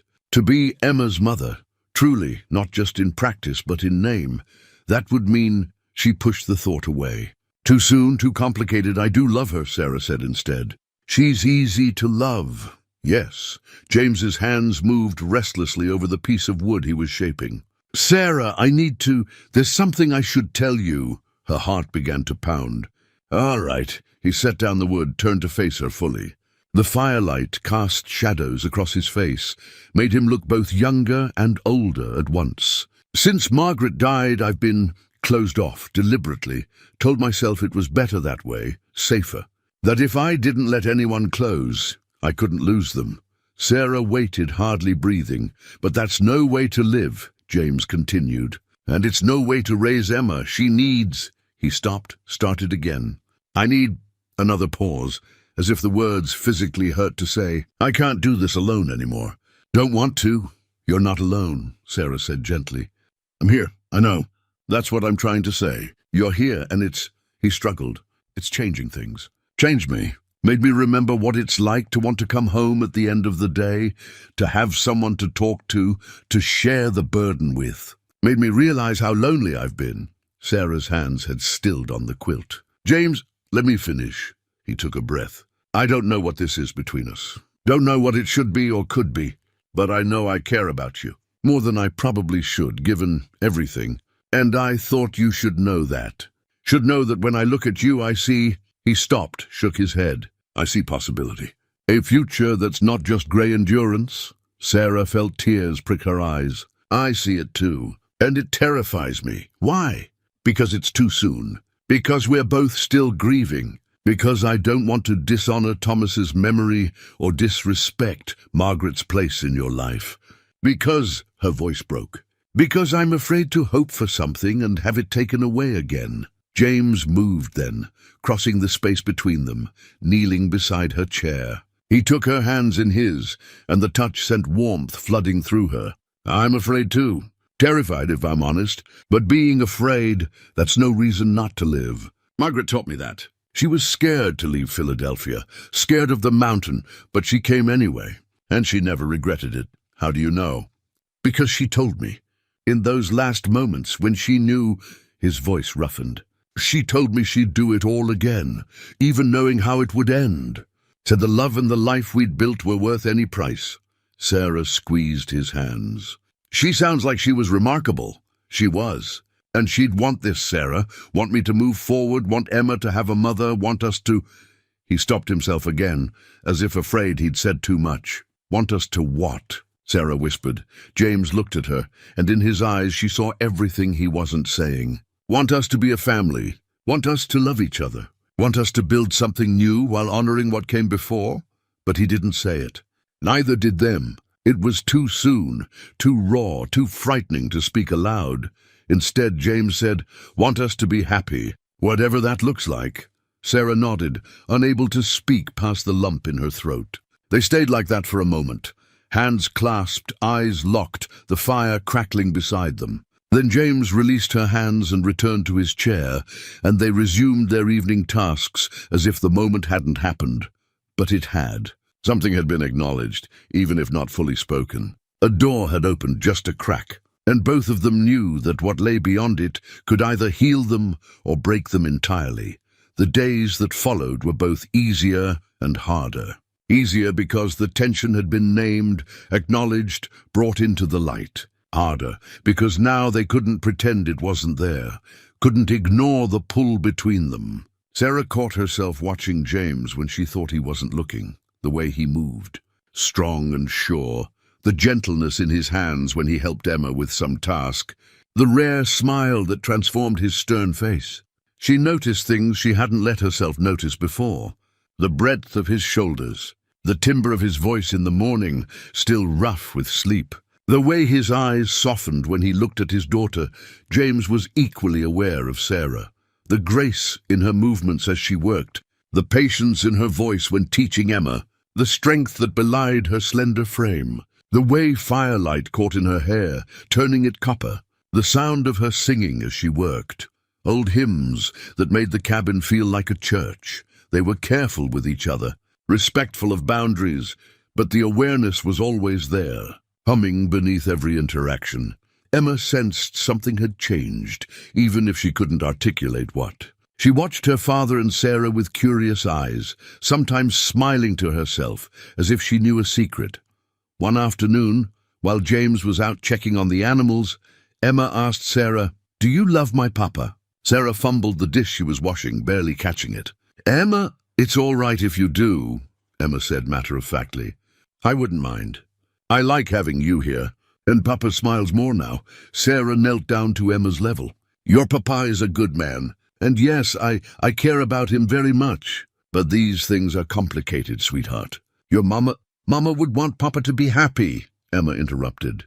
"She told him so.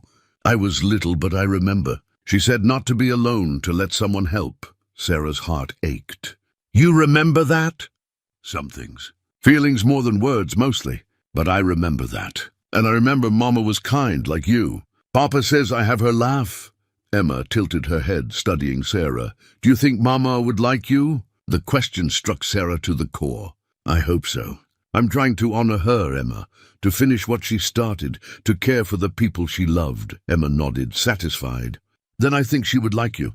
And I think she'd want you to stay forever. Forever! That word again.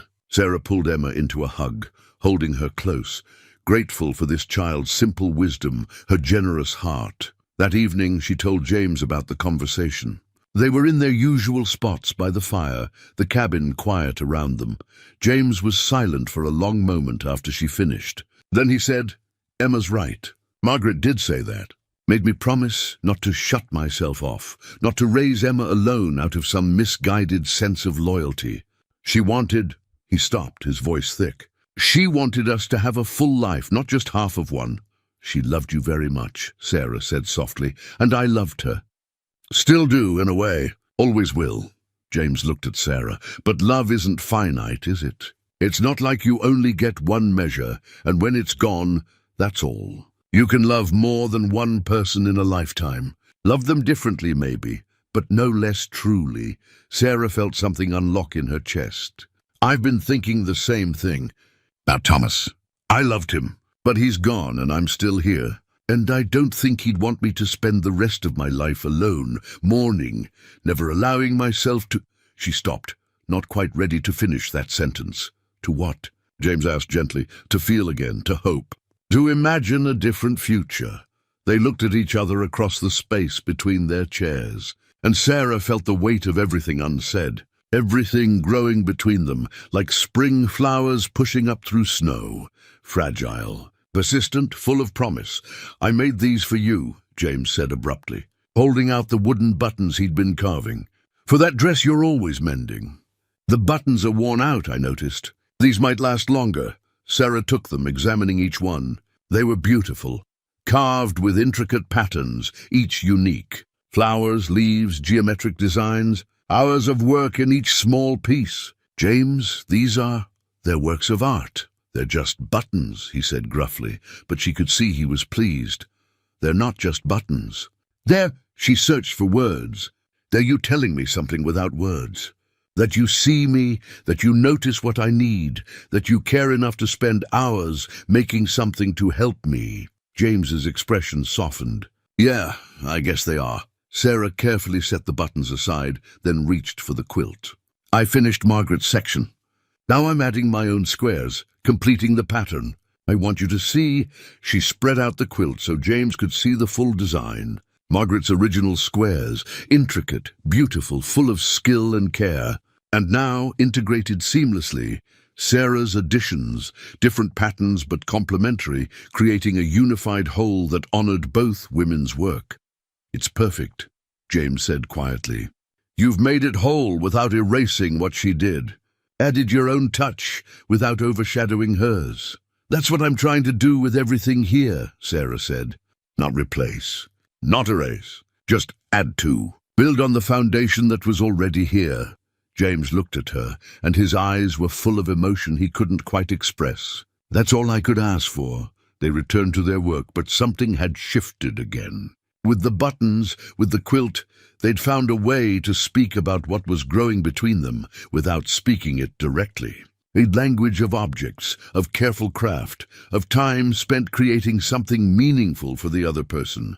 It wasn't love, not yet, but it was the soil love could grow in, if given time and patience and care. Outside, the wind howled, driving snow against the windows. The temperature dropped even further, making the cabin feel like the only warm place in a frozen world. But inside, beside the fire, two people sat in companionable silence, working on their separate projects that were really one project. The careful construction of a new life from the pieces of old ones. Later, as Sarah prepared for bed, she held the buttons James had made, running her fingers over the smooth wood, the intricate carvings. She thought about the hours he'd spent making them, about what it meant that he'd noticed her worn buttons, that he'd cared enough to remedy it. She thought about the quilt, about weaving Margaret's work together with her own, about creating something that honored the past while building toward the future. And she thought about James's words, that love wasn't finite, that you could love more than once, that moving forward didn't mean forgetting. For the first time since Thomas's death, Sarah allowed herself to feel something beyond grief. Not happiness, not yet, but hope. The tentative, fragile hope that maybe she could have more than just survival. That maybe she could have joy again, purpose, belonging, love. Even if she was brave enough to reach for it. In the main room, James banked the fire for the night, then stood looking at the quilt Sarah had left folded on the table. He touched it gently, feeling both Margaret's stitches and Sarah's, unable to tell where one woman's work ended and the other's began. It seemed like a metaphor for his life now. The past and present woven together so completely that they created something new, something whole, something beautiful. He thought about Margaret, about the promise he'd made. Don't be alone. Let someone in. Be happy. He'd kept the first part. He'd let Sarah in. Now he needed to find the courage for the rest. To not just let her stay, but to invite her fully into his life, into his heart, to build something new while honoring what had come before, to love again, even though love meant risk, meant vulnerability, meant the possibility of loss. Margaret had thought it worth the risk, had said so with her dying breath. Maybe it was time James believed her. Outside, the storm continued, relentless and cold, but inside warmth held, and two hearts, battered by grief and cautious with hope, beat in the darkness, drawing closer with each passing day, building toward something neither could quite name yet, but both desperately wanted. February arrived with no lessening of winter's grip. If anything, the cold deepened, became more personal, more vindictive. The kind of cold that found every crack in the walls, every gap in clothing, every moment of vulnerability. James checked the animals twice daily now, breaking ice on water troughs, ensuring the barn stayed sealed against the wind, rationing hay and grain with increasing care.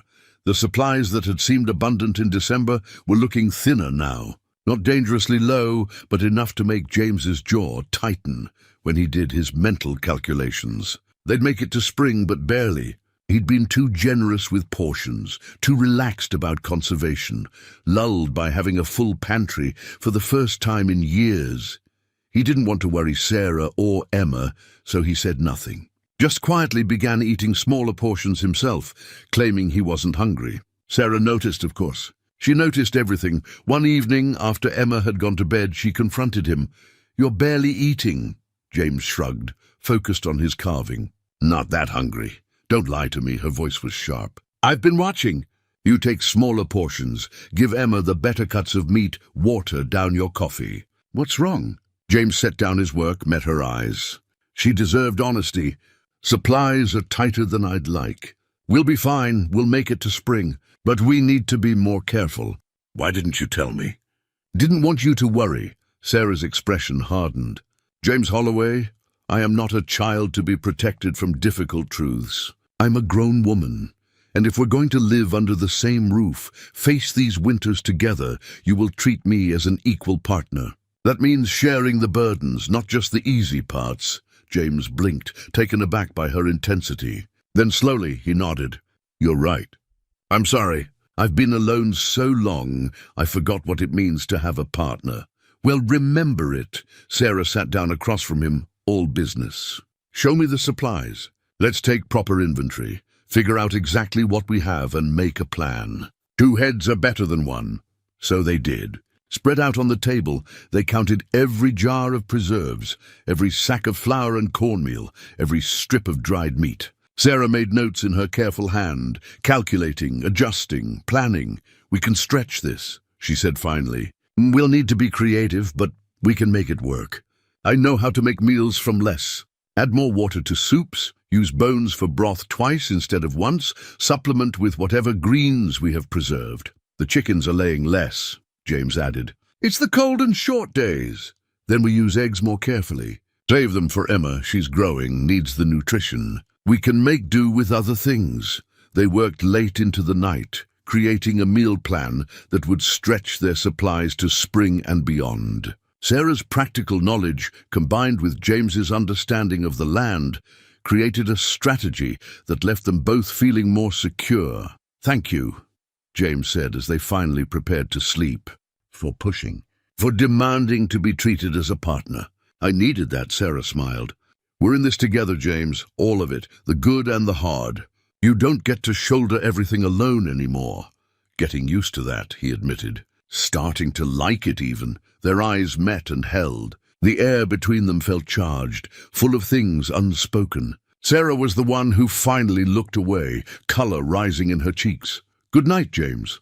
"Good night." But as Sarah lay in her small room, she felt the shift that had just occurred. She'd stopped being the hired help, the temporary addition.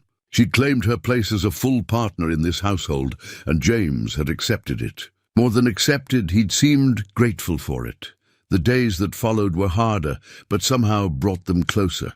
Working together to stretch every resource, they developed an easy rhythm, a partnership that went beyond mere practicality. When Sarah made stew, James didn't question her additions of wild greens he'd never have thought to use. When James suggested hunting closer to home to save energy, Sarah supported the decision without hesitation. Emma, sensing the increased frugality but not understanding it, complained one evening about being hungry after dinner.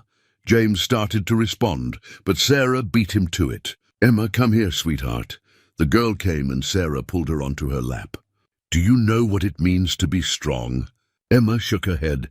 "Being strong means doing what needs to be done, even when it's hard. Right now, we need to be careful with our food so we have enough until spring. That means sometimes your tummy might not feel completely full. But you're not starving, are you? You have enough?" Emma considered this seriously. "I have enough, just not extra." "Exactly. And that's what strong people do. They distinguish between needs and wants. You need food and you have it. You want more, but you don't need it. Understanding that difference makes you strong." Emma nodded slowly, processing. "Like Papa when he works in the cold, even though he'd rather be warm." "Exactly like that." The girl seemed satisfied with this explanation and returned to playing with her doll. James caught Sarah's eye and mouthed, "Thank you." Later that week, Emma presented them with something that made Sarah's heart clench. A small bookmark, made from a pressed wildflower she'd kept in her mother's poetry book. The flower had been there so long, it had become part of the page, its colors faded but still beautiful. "This was Mama's favorite flower," Emma said, holding it out to Sarah. "A columbine. She picked it the summer before I was born, pressed it in her book. I want you to have it."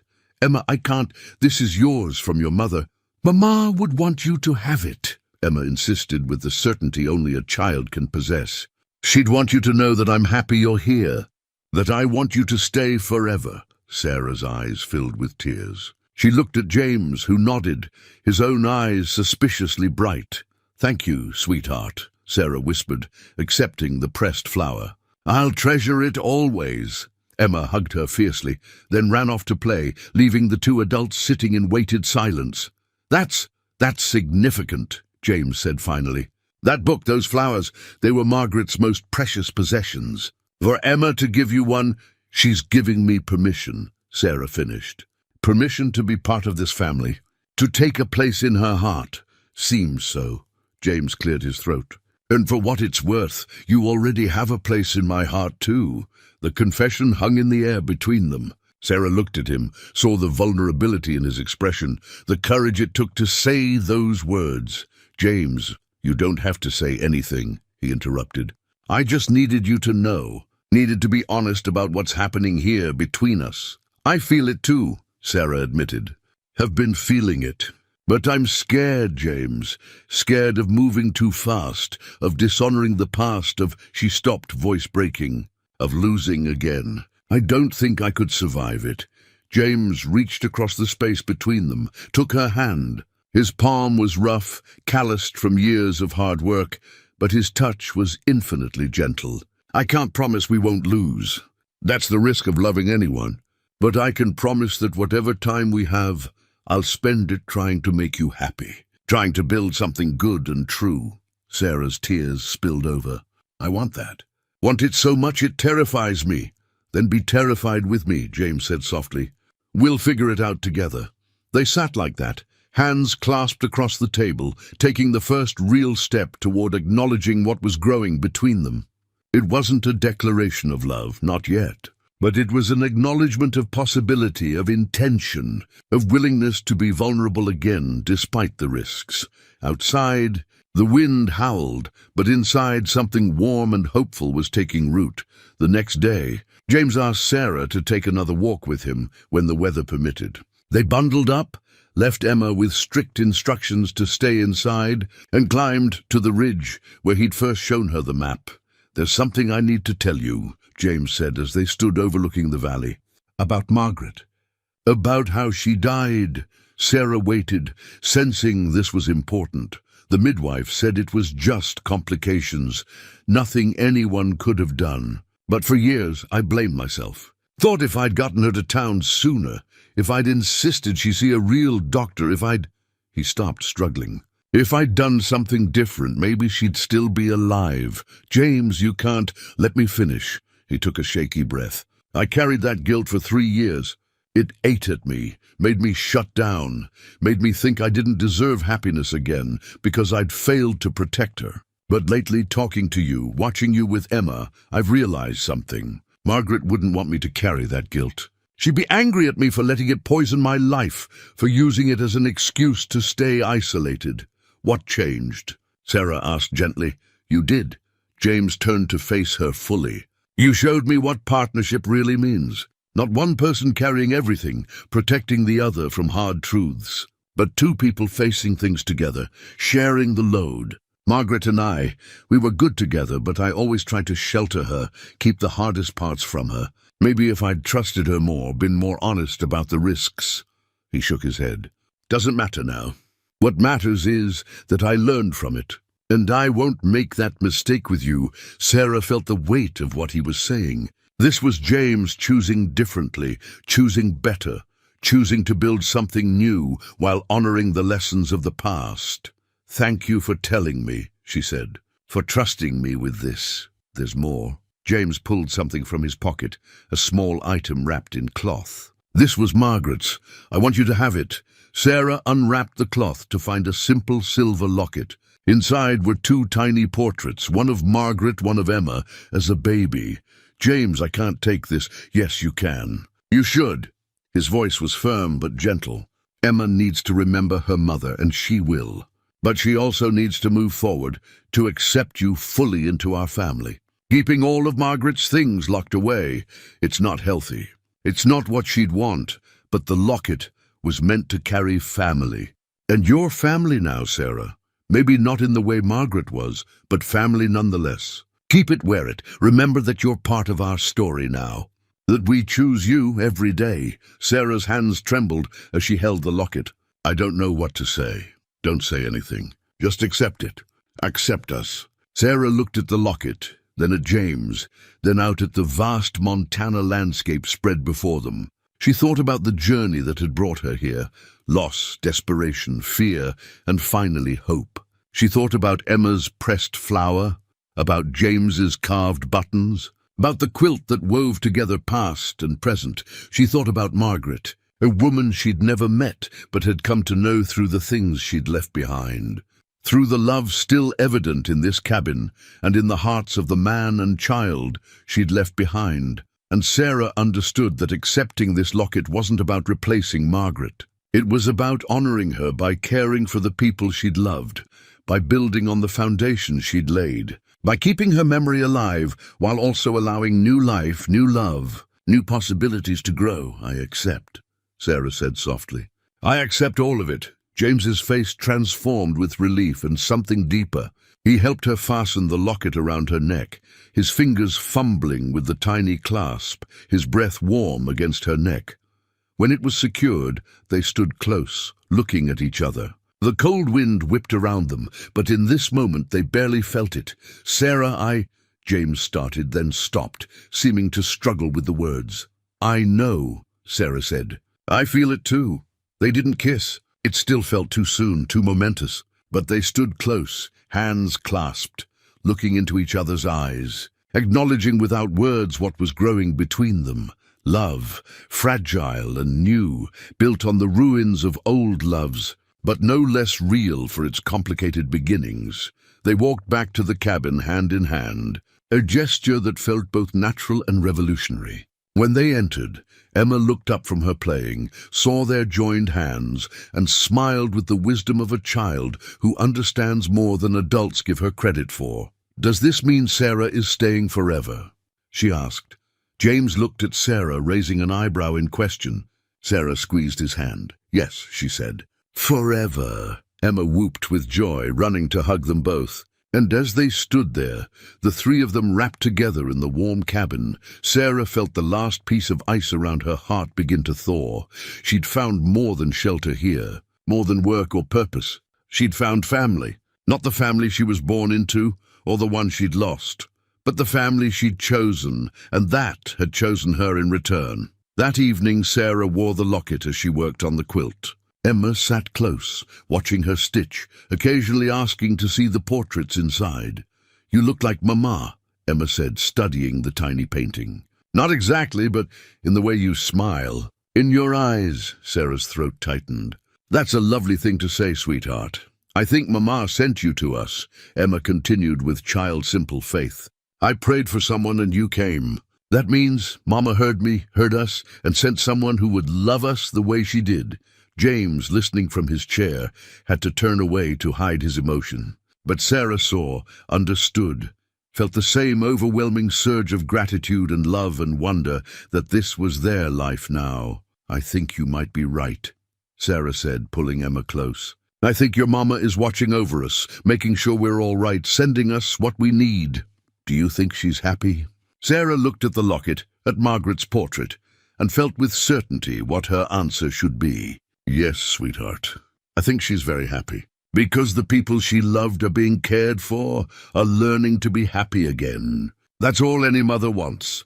Emma nodded, satisfied, and returned to her own activities. Sarah resumed her work on the quilt, but her hand kept drifting to the locket at her throat, to this tangible symbol of acceptance and belonging. James watched her, watched the way she touched the locket, the tenderness in her expression when she looked at Emma, the quiet contentment that had settled over her features. He thought about the widow who'd knocked on his door months ago, desperate, exhausted, asking only for a chance to work for her keep. He thought about how far they'd all come since then, how Sarah had transformed their cabin, their lives, his heart, how Emma had blossomed under her care, how he himself had remembered what it felt like to hope, to want, to imagine a future that held more than mere survival. He thought about Margaret and knew with absolute certainty that she would approve, would be glad he'd kept his promise, glad Emma had someone to love her, glad he'd found the courage to let someone in. Outside, February's cold continued its assault, but spring was coming. Not today, not tomorrow, but coming nonetheless. And when it arrived, it would find them ready, not just to survive another season, but to truly live, together as family, complete. Late February brought a brief warming spell, what the old-timers called a false spring. The temperature rose above freezing for 3 consecutive days, causing icicles to drip from the eaves and snow to compact into heavy, wet mush. It was treacherous weather, deceptive in its mildness. But it also meant James could finally make the trip to Pine Ridge that he'd been postponing since January. They stood holding each other in the barn. The weight of weeks of unspoken feelings finally lifted. Sarah felt James's heart beating against her cheek, felt the tremor in his arms as he held her. "There's something else," Sarah said, her voice muffled against his chest. "The lawyer says I need to return to Bozeman to sign papers, settle the estate. Edward, Thomas's brother, he's there waiting. He's been searching for me for months." James stiffened slightly. "How long would you be gone?" "I don't know. A few weeks, maybe. But James..." She pulled back to look at him. "I'll come back. I promise you. I'll settle everything, claim the inheritance, and come home. To you and Emma. To our home. Our home," James repeated as if testing the words. Then he nodded. "All right. But I'm coming with you. We all are. I'm not letting you face this alone. The journey we'll manage. Emma's old enough to travel. And I need, he stopped, his voice roughening. I need to be there. Need to meet this Edward. Need to make sure you're protected. Need to make sure I come back? Sarah finished gently. James had the grace to look sheepish. Maybe. Is that foolish? No, it's human. And I love you for it. The words hung in the air between them, the first time either had said them so plainly. James's expression transformed, became tender in a way Sarah had never seen. Say it again, he whispered. I love you, James Holloway. He kissed her then, the first real kiss they'd shared. Gentle at first, almost tentative, then deeper as years of loneliness and longing poured into it. When they finally broke apart, both were trembling. I love you too, James said hoarsely. Have for a while now. Was just too afraid to say it. They stood in the barn, holding each other, letting the reality of this new understanding settle over them. Everything had changed in one day. The telegram, the inheritance, the confession of love. But through it all, one thing remained constant. Their commitment to each other, to Emma, to the life they were building together. We should tell Emma, Sarah said finally. She's been so worried. They found her in the cabin, curled up in the rocking chair with her doll, her face still showing traces of tears. When she saw them enter together, hand in hand, her expression shifted from despair to cautious hope. Sarah's not leaving, she asked, her voice small. No, sweetheart, Sarah said, kneeling beside the chair. I'm not leaving. I'm staying right here with you and your papa. Forever, just like I promised. Emma launched herself into Sarah's arms with such force they nearly toppled over. You promise? You really promise? I really promise. The money doesn't change anything. This is my home. You're my family. Emma pulled back, studying Sarah's face with that uncanny child's wisdom. Are you going to marry Papa? Sarah glanced at James, saw his expression, hope mixed with uncertainty. She smiled. Would you like that? She asked Emma. More than anything. Emma bounced with excitement. Then you'd really be my mama. Not just like a mama, but really. Sarah's eyes filled with tears. I'd be honored to be your mama, Emma, if your papa asks me properly. James cleared his throat, suddenly looking nervous. Sarah Bennett, I know this isn't the most romantic setting. We're all travel-worn and muddy, and I don't have a ring, and James, Sarah interrupted gently. Ask me. He took her hand, dropped to one knee right there in the cabin. Emma gasped with delight. Sarah, will you marry me? Will you be my wife, Emma's mother, part of this family in every way? Will you stay with us, build a life with us, grow old on this mountain with me? Yes, Sarah said simply. Yes to all of it. Emma cheered. James stood and pulled Sarah into another kiss, this one observed by his delighted daughter. When they broke apart, Emma was clapping and laughing, the trauma of the afternoon forgotten in her joy. When's the wedding? Can I wear Mama's nice dress? Can we have a party? Slow down, James laughed. We need to plan things. Do it properly. After we go to Bozeman, Sarah said. After we settle the estate. Then we'll come back and have a proper wedding in Pine Ridge, in the church, with the whole community. Show everyone that this is real, that we're a family. James nodded. That's right. Let them see that we choose each other, that this isn't convenience or desperation, that it's love, Sarah finished. Real, honest, choose each other everyday love. That evening, after Emma had finally been coaxed to sleep, still bubbling with excitement, Sarah and James sat by the fire, planning. The journey to Bozeman will take several days, James said. We'll need to prepare carefully. It's still winter, even if it's warming some. How long do you think we'll need to be there? Hard to say. Legal matters take time. And this Edward, he'll want to meet you, discuss things. Could be a few weeks, Sarah nodded. I'll need to send word to the lawyer that I'm coming. And James, she hesitated. Edward might not be happy about us, about you. He may see you as someone taking advantage of his brother's widow. James finished grimly. I've thought of that. We'll face it together, Sarah said firmly. All of it. Whatever he says, whatever happens, we're in this together. James took her hand, kissed it. Together. They sat in companionable silence for a while, watching the fire. Then James said, You know, when you first knocked on my door, I almost didn't answer. Almost pretended we weren't home. What made you answer?" "Emma," she heard the knock, was already heading for the door. And I thought, what kind of person turns away someone asking for help in winter? Couldn't teach Emma that. So I opened the door and there you were. He shook his head. Changed my whole life in that moment, even though I didn't know it yet. Changed mine too, Sarah said softly. I'd been walking for days, half frozen, nearly ready to give up. If you'd turned me away, she stopped, not wanting to think about what might have happened, but I didn't, and you stayed. And here we are, Sarah echoed. She leaned against him, feeling his strength, his warmth, his steady presence. James, about the money. We don't have to talk about that tonight. Yes, we do. I need you to understand something. That money is mine, yes, but I want it to be ours. I want to use it to make our life better, easier, more secure. Not to change who we are or how we live fundamentally, but to ease the burden. To give Emma opportunities. To fix up this cabin.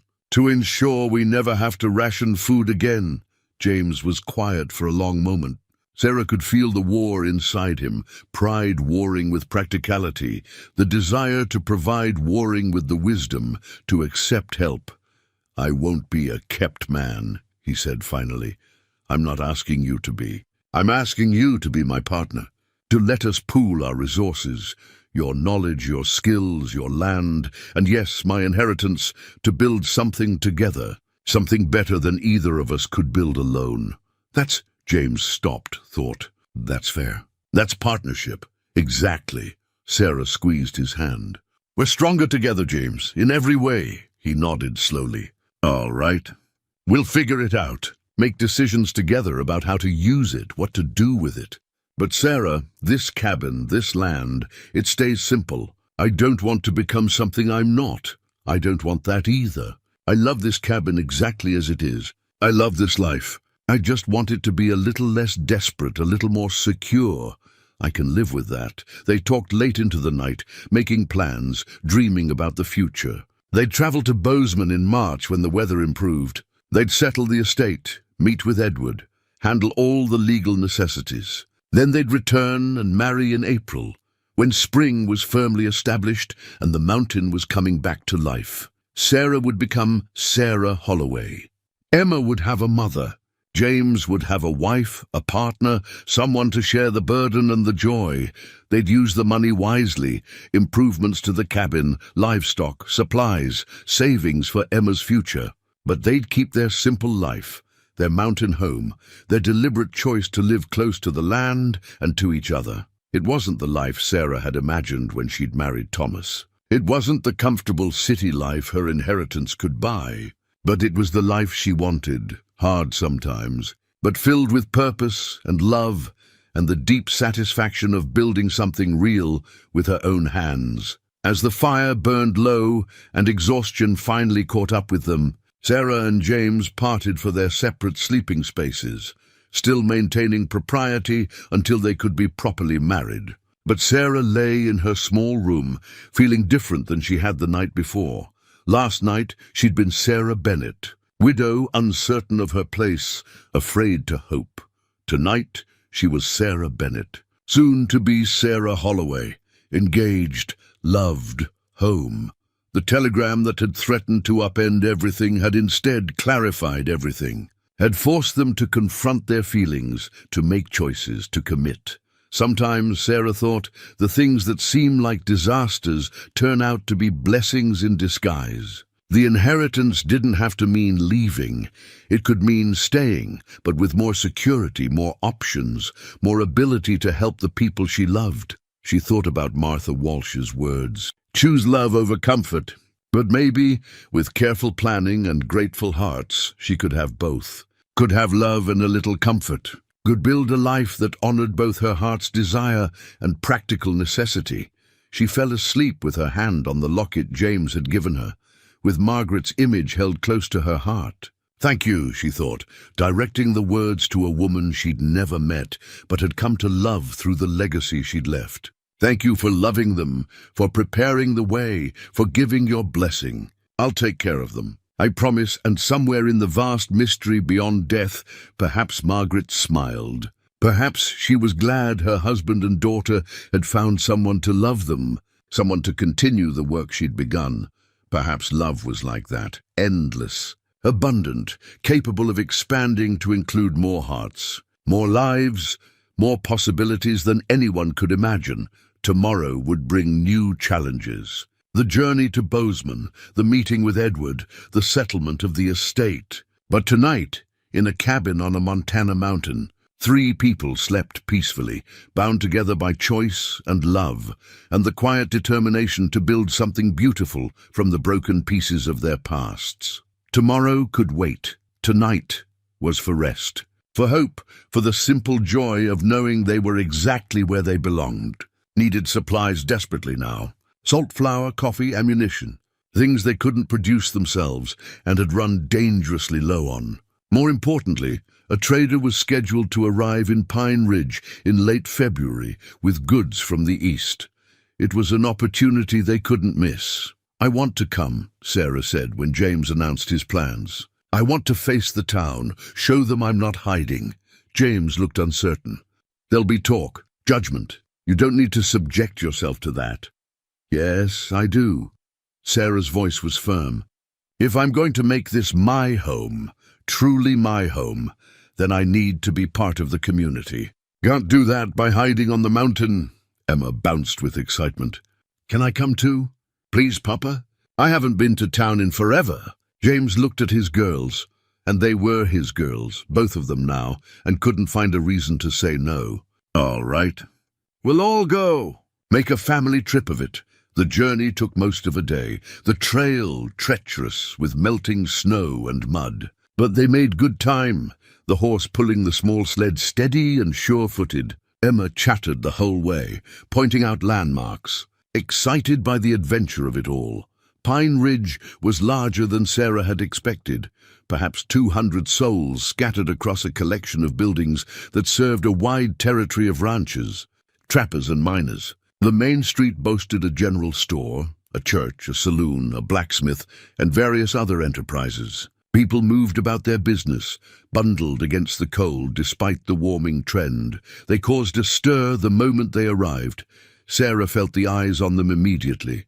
Women paused in their conversations to stare. Men tipped their hats, but their expressions ranged from curious to disapproving. Sarah held her head high, kept her hand in Emma's, refused to show any discomfort. James led them to the general store first. The proprietor, a weathered man named Hutchins, greeted James with familiar courtesy, then turned curious eyes to Sarah. "This would be the widow I've been hearing about," he said. "Mrs. Bennett, is it?" "Yes, sir." Sarah extended her hand, and after a moment's hesitation, Hutchins shook it. "Heard you've been helping James and young Emma through the winter." "That's neighborly of you." Sarah caught the question beneath his words. Was it merely neighborly or something more? "It's been my pleasure. They've given me a home when I had none." "Well," Hutchins seemed to be reserving judgment. "What can I help you folks with today?" While James conducted their business, Sarah browsed the store with Emma, acutely aware of other customers watching them. 2 women in the corner whispered behind their hands. A rancher near the door openly stared. Then a warm voice cut through the tension. "Mrs. Bennett, how wonderful to finally meet you properly." Sarah turned to find a middle-aged woman approaching, her face open and kind. She recognized the woman from James's description, Mrs. Walsh, the minister's wife, who'd shown kindness during their December visit. "Mrs. Walsh," Sarah said, relief flooding through her. "How nice to see you again. Please call me Martha. And you must tell me how you've been faring up on the mountain. Winter's been brutal this year." Martha linked her arm through Sarah's as if they were old friends, deliberately and publicly claiming her. The gesture wasn't lost on the other women in the store. Sarah saw them exchange glances, saw the whispers intensify. But Martha Walsh's acceptance carried weight in Pine Ridge, and her public endorsement of Sarah would matter. They spoke for several minutes, Martha asking about Emma's lessons, about their supplies, about plans for spring. Then Martha lowered her voice slightly. "Don't mind the gossips, dear. Small towns always talk. But you should know that there are many of us who admire what you've done, taking on a grieving widower and his child, bringing life back to that cabin. It's Christian charity at its finest. Sarah wanted to say it wasn't charity, that she'd gained far more than she'd given, but she simply nodded and thanked Martha for her kindness. As they were finishing at the general store, the postmaster hurried in, breathless. James Holloway. Been trying to catch you. Got something came for you weeks ago, but with the weather, he thrust forward an envelope. It's marked urgent. James took the envelope, frowning. Not expecting anything? It's addressed to Mrs. Sarah Bennett, care of James Holloway, the postmaster clarified. Figured you'd know where to find her. Sarah's heart began to pound. Who would be writing to her? Who even knew where she was? She took the envelope with trembling hands. The return address showed a law office in Bozeman. What is it? Emma asked, sensing the sudden tension. I don't know, sweetheart. Sarah's fingers fumbled with the seal. Inside was a formal letter and a telegram that had been forwarded from Bozeman to Pine Ridge. She read quickly, then had to read again, unable to process what she was seeing. Sarah. James's voice came from far away. What's wrong? She looked up at him, her face drained of color. It's from my late husband's brother, Edward Bennett. Her voice sounded strange to her own ears. Thomas's mining claim, the one the company took over after he died. Yes? It struck gold. A significant vein. They've been mining it for months now. She looked back at the letter, the words blurring. As Thomas's widow, I'm entitled to his share of the proceeds. They've been trying to locate me for months. The lawyer says, she swallowed hard. He says I'm looking at a substantial inheritance. Enough to live comfortably for the rest of my life. The silence in the general store was absolute. Everyone had stopped to listen, and now they stared openly. James took the letter from her shaking hands, read it himself. She watched his face change, saw hope flash briefly, then something darker. Resignation, perhaps, or the return of old walls going back up. That's wonderful news, he said, but his voice was hollow. You'll be able to leave, start over properly. Maybe go back east, somewhere civilized. Sarah barely heard him. Her mind was reeling. Money, security, freedom from the harsh frontier life. She could go anywhere, do anything. Could leave the cold and isolation, return to civilization, live in comfort. Could leave James and Emma. The thought hit her like a physical blow. Sarah? Martha Walsh touched her arm. Are you all right? You've gone pale. I need air, Sarah managed. She stumbled toward the door, James and Emma following. Outside, she leaned against the wall of the store, breathing hard. Her whole world had just tilted on its axis. Everything she'd thought was settled, decided, permanent, all of it was suddenly in question. James stood a few feet away, his expression carefully neutral. But Sarah could see the fear beneath it, could see him already pulling away, already preparing for her to leave. This changes things, he said quietly. Does it? Sarah looked at him, her heart pounding. Of course it does. You don't have to stay now. Don't have to live this hard life. You can, he gestured helplessly. You can have better. Deserve better. Better than what? Sarah's voice rose. Better than a home. Better than a family? Better than scraping by on a mountain, rationing food, freezing through winters. Is that what you think I've been doing? Sarah stepped toward him. Just enduring? Waiting for a way out? I think you've been surviving. Like we all have. But now you have a choice. Emma, standing between them, looked from one to the other, her eyes filling with tears. You're leaving? Sarah, you said forever. The word hit Sarah like a punch. Forever. She'd promised forever. But that was before she knew she had options. Before she knew she could have security and comfort and an easy life. Before she knew exactly how much giving up those things would cost her. I need to think, she said, her voice breaking. I can't. She walked away, moving blindly down the street. Behind her, she heard Emma begin to cry, heard James trying to comfort her, and the sound broke something inside her chest. She found herself at the church, pushed through the door into the empty sanctuary. The quiet wrapped around her and she sank into a pew, her mind spinning. The money. Thomas's claim had finally paid off, just as he'd always believed it would. He died for that claim, and now it was offering her a way out, a way to the life they'd dreamed about together. But Thomas was gone, and the life she'd built in his absence, the life with James and Emma, that was real, present, precious.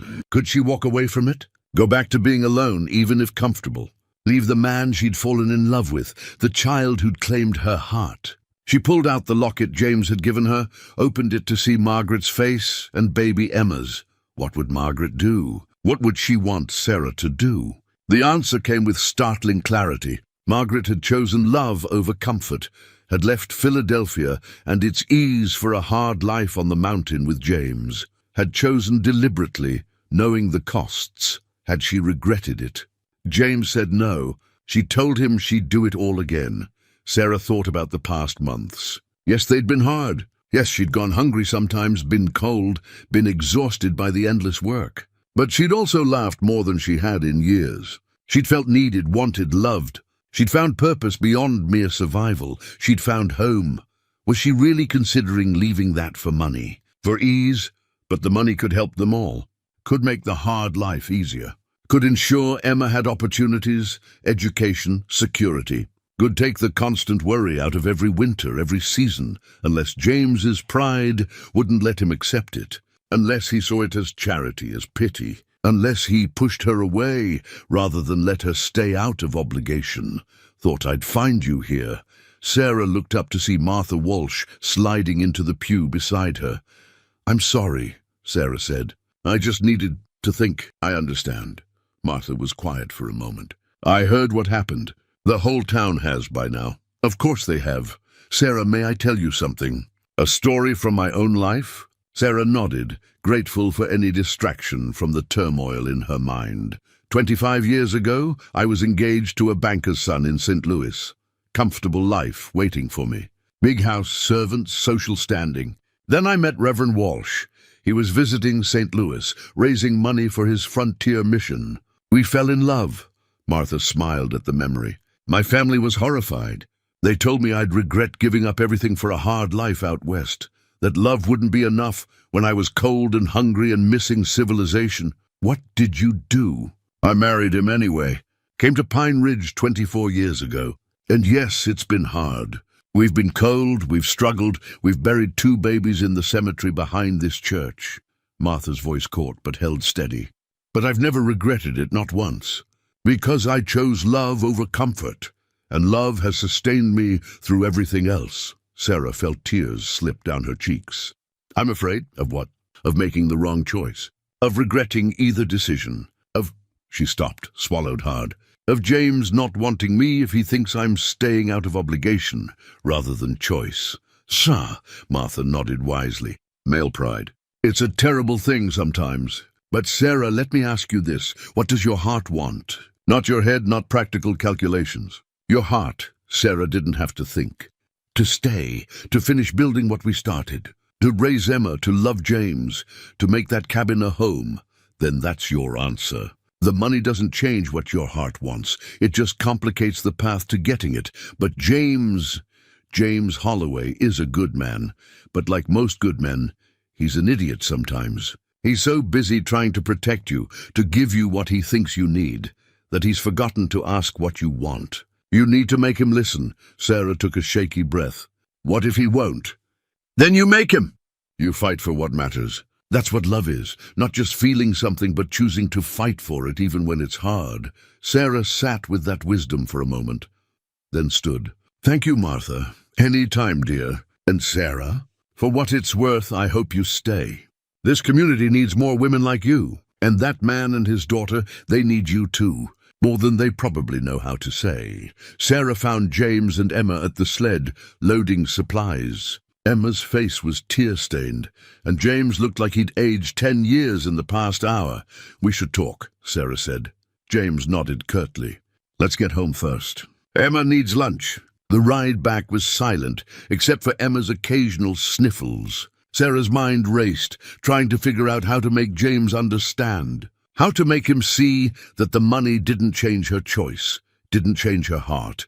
When they arrived at the cabin, James immediately busied himself with unloading and tending the horse. Sarah got Emma settled with food and a quiet activity, then went to find him in the barn.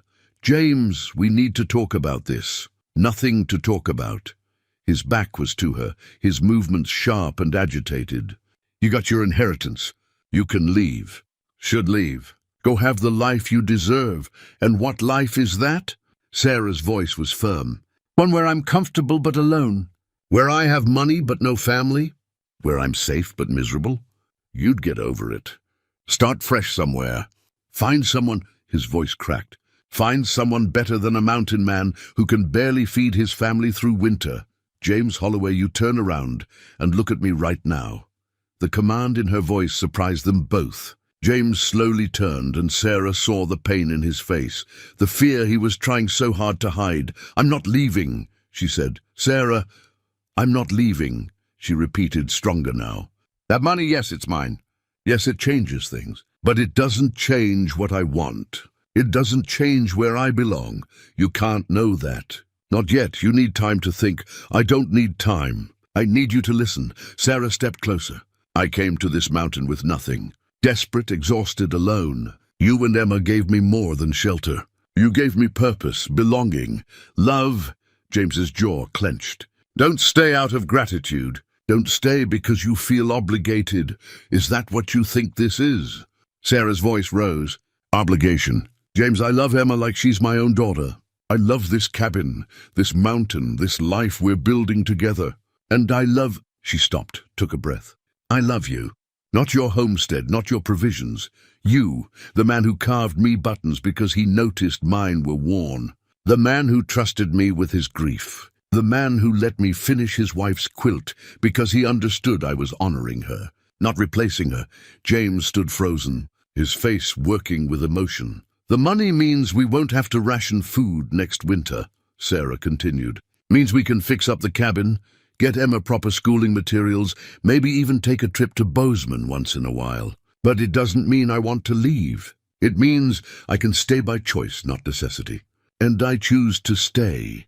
You don't know what you're giving up. Yes, I do. Sarah closed the distance between them. I'm giving up ease. I'm giving up civilization, parties, proper society. And I don't care, because I'm gaining something worth far more. I'm gaining you. I'm gaining Emma. I'm gaining a family. But James... She put her hands on his chest, felt his heart hammering beneath her palms. You told me once that love isn't finite, that you can love more than once in a lifetime. You were right. I love Thomas, but he's gone. And you're here. And what I feel for you, it's real, James. It's not desperation or gratitude. It's love. James's walls finally crumbled. He pulled her into his arms, holding her so tight she could barely breathe. I thought I'd lost you, he said roughly. Thought you'd realize you could do better and leave us. I am doing better. I'm choosing to stay with the people I love. He pulled back enough to look at her face. You really mean it? You'll stay? I'll stay. For always. If you'll have me. If I'll... James laughed, the sound choked with emotion. Sarah Bennett, I've been halfway in love with you since you finished that quilt. Since you fought with me about sharing burdens. Since you made Emma laugh again. I'll have you any way I can get you. The week that followed was a flurry of preparation. James worked from dawn to dusk, getting the cabin secured for their absence, chopping extra wood, ensuring the barn was tight against weather, making arrangements with a neighbor 10 miles distant to check on things while they were gone. Sarah packed carefully, trying to anticipate what they'd need for an extended stay in town. Emma could barely contain her excitement, asking questions constantly about Bozeman, about trains, about all the things she might see. But beneath the practical preparations, Sarah worked on something else, something that mattered more than anything. Late at night, by lamplight, while James slept and Emma dreamed above, Sarah finished the quilt. The last stitches that would join Margaret's work to her own, creating something complete, something whole. She worked with reverent care, matching Margaret's tiny, perfect stitches, ensuring that the two women's work blended seamlessly. It was more than a quilt now. It was a testament, a proof that past and present could coexist, that love could build on love, that endings could become new beginnings. On the night before their departure, Sarah presented it to James. He unfolded it slowly, reverently, spreading it across the table so he could see the full pattern.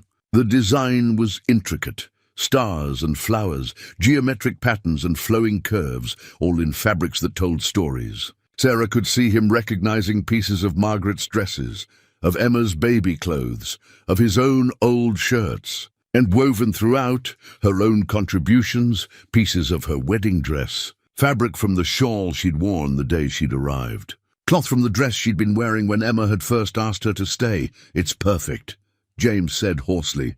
"You've made it perfect. It's for Emma," Sarah said. "For her hope chest, for when she's grown. So she'll always have something from both her mothers. So she'll know that she was loved by more than one woman, that families can be built in different ways." James pulled Sarah into his arms, holding her tight. She felt the tremor in his shoulders, knew he was crying silently. She held him, letting him grieve and rejoice at once, understanding that finishing this quilt meant accepting that Margaret was truly gone, while also honoring that she'd never be forgotten. "Thank you," he whispered, "for understanding, for honoring her, for loving us, always," Sarah promised, "for all the days of my life." The next morning they presented the quilt to Emma. The girl gasped when she saw it, running her small fingers over the intricate stitches. "Mama made this part?" she asked, touching the older squares. "Yes," Sarah confirmed, "and I finished it for you. So you'd have something from both of us." Emma looked up, her eyes shining. "Both my mamas worked on it together?" The words, "both my mamas," hit Sarah with unexpected force. James squeezed her hand. "That's right," he said. "Both your mamas." Emma hugged the quilt, then hugged Sarah, then insisted on hugging them all together. "It's the most beautiful thing I've ever seen. I'm going to keep it forever and ever, and give it to my daughter someday, and tell her about both my mamas." They packed the quilt carefully for the journey. It would go with them to Bozeman, a reminder of home, a symbol of everything they were protecting and building. The journey itself took 4 days. March weather was unpredictable, sunny and mild one moment, sleeting the next. They traveled carefully, stopping at way stations, camping twice under the stars when no shelter was available. Emma found everything an adventure, pointing out wildlife, asking questions about the changing landscape, chattering about all the things she wanted to see in the city. Sarah watched James during the journey, saw him transform as they got closer to civilization. He grew more guarded, more wary, as if the wilderness was his natural element and towns made him uncomfortable. She understood. She felt the same pull back toward the mountain, the same sense of leaving her true home behind, but they had obligations to meet, papers to sign, an inheritance to claim, and potentially a difficult conversation with Edward Bennett Bozeman was larger than Pine Ridge by a factor of 10, perhaps 2,000 souls. With actual streets, multiple churches, shops of every variety, Emma pressed her face to the wagon window, eyes wide with wonder. They found lodging at a respectable boarding house run by a Mrs. Morrison, a widow with iron-grey hair and sharp eyes that softened when she saw Emma. "The girl will need a proper room," she said. "And you'll be wanting 2 rooms for yourselves, I assume, given you're not married yet?" "That's correct," James said. "We'll be marrying when we return home, but for now, propriety must be maintained," Mrs. Morrison finished crisply. "I respect that. You'll have rooms on separate floors. Breakfast is at 7 sharp, dinner at 6. No exceptions," Sarah almost smiled. After months of living under the same roof with James, the sudden return to strict propriety felt absurd. But she appreciated Mrs. Morrison's principles, and truthfully, it was probably wise to maintain appearances given what they were about to face. The first order of business was meeting with the lawyer, a Mr. Thornton, whose office occupied the 2nd floor of a building on Main Street. He was perhaps 60, with snow-white hair and spectacles that made his eyes appear unnaturally large. "Mrs. Bennett, I've been searching for you for months. When you disappeared from the last address we had, I apologize for the difficulty," Sarah said. "I lost my home after my husband died. She glanced at James. "I've been living in Pine Ridge territory, working for Mr. Holloway here." Thornton's eyebrows rose slightly, but he maintained professional neutrality. "I see. Well, you're here now, and we have much to discuss. The claim your late husband filed has proven extraordinarily profitable." The mining company has been extracting ore for 7 months now, and your share of the proceeds," he consulted a ledger, "amounts to approximately $12,000, with more being added monthly as they continue operations." Sarah heard James's sharp intake of breath. $12,000. It was a fortune by frontier standards. Enough to live on for decades if invested wisely. Additionally, Thornton continued, "there's the matter of your late husband's personal effects. Some belongings that were held pending your location and," he paused significantly, "the matter of Mr. Edward Bennett, who has been most insistent about meeting with you." "Where is Edward now?" Sarah asked. "At the Grand Hotel. He's been staying there for 2 weeks, waiting for your arrival. I've sent word that you've come. I expect he'll call on you this evening." After the meeting, as they walked back toward the boarding house, James was quiet. Sarah took his arm, squeezed gently. "Talk to me," she said. $12,000, he finally said. "Sarah, that's more money than I'll see in my entire lifetime." "It's our money now," Sarah corrected gently. "What's mine is yours, remember? Is it?" James stopped walking, turned to face her. "Sarah, I need you to understand something. I don't want that money. Don't want people thinking I married you for it. Don't want to be the mountain man who got lucky landing a rich widow." "James, let me finish." His voice was urgent. "I love you. I asked you to marry me before I knew about the inheritance. I'd marry you if you were dead broke, if all you had was that worn-out Bible and the clothes on your back. I need you to believe that." Sarah cupped his face in her hands. "I do believe it. I've always believed it. But James, the money exists whether we want it to or not. And we can either let it divide us out of false pride, or we can use it wisely to build something good. Not to change who we are, but to ease the burden of who we are." James was quiet for a long moment. Then he nodded slowly. "You're right. I'm letting pride get in the way of sense." "We'll face Edward together," Sarah said. "We'll be honest about our situation, our plans. And if he doesn't approve, well, that's his problem, not ours." Emma, who'd been examining a shop window display, came running back. "Can we get peppermint sticks?" "Papa, look, they have a whole jar full." The practical needs of a child broke the tension. James bought the peppermint sticks, and they continued toward the boarding house, trying to enjoy the novelty of town life, even as they dreaded the evening's confrontation. Edward Bennett arrived precisely at 6, just as they were finishing dinner in the boarding house dining room. Mrs. Morrison showed him in, her expression suggesting she found him somewhat too citified for her tastes. He was perhaps 45, impeccably dressed in an Eastern-style suit, with Thomas's same blue eyes but harder, more calculating. He looked at Sarah with an expression that mixed relief, concern, and something else. Disapproval, perhaps. "Sarah." He didn't embrace her, just took her hands briefly. "I've been searching for you for months. Where on earth have you been?" "Surviving, Edward. Working, living." Sarah gestured to James and Emma. "May I introduce James Holloway and his daughter Emma?" "James." "Emma, this is Edward Bennett, my late husband's brother." Edward's eyes took in James, his rough clothing, his weathered hands, his frontier bearing, and Sarah saw the calculation happening, the assumptions being formed. "Mr. Holloway." Edward's handshake was perfunctory. "You're the one Sarah's been working for." The emphasis on working made Sarah's spine stiffen. "That's correct. James and Emma took me in when I had nothing. Gave me work, shelter, a home." "How fortunate for you both," Edward said, his tone suggesting he found it anything but fortunate. He turned to Sarah. "Might we speak privately? There are matters to discuss." "Anything you have to say to me can be said in front of James," Sarah said firmly. "He's my fiancé. We're to be married in April." Edward's expression flickered, surprise, then something darker. "I see, how sudden.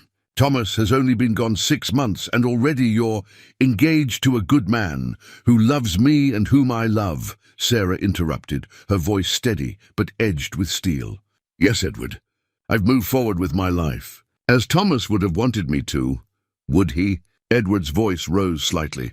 "Would my brother want his widow marrying some frontier trapper within months of his death?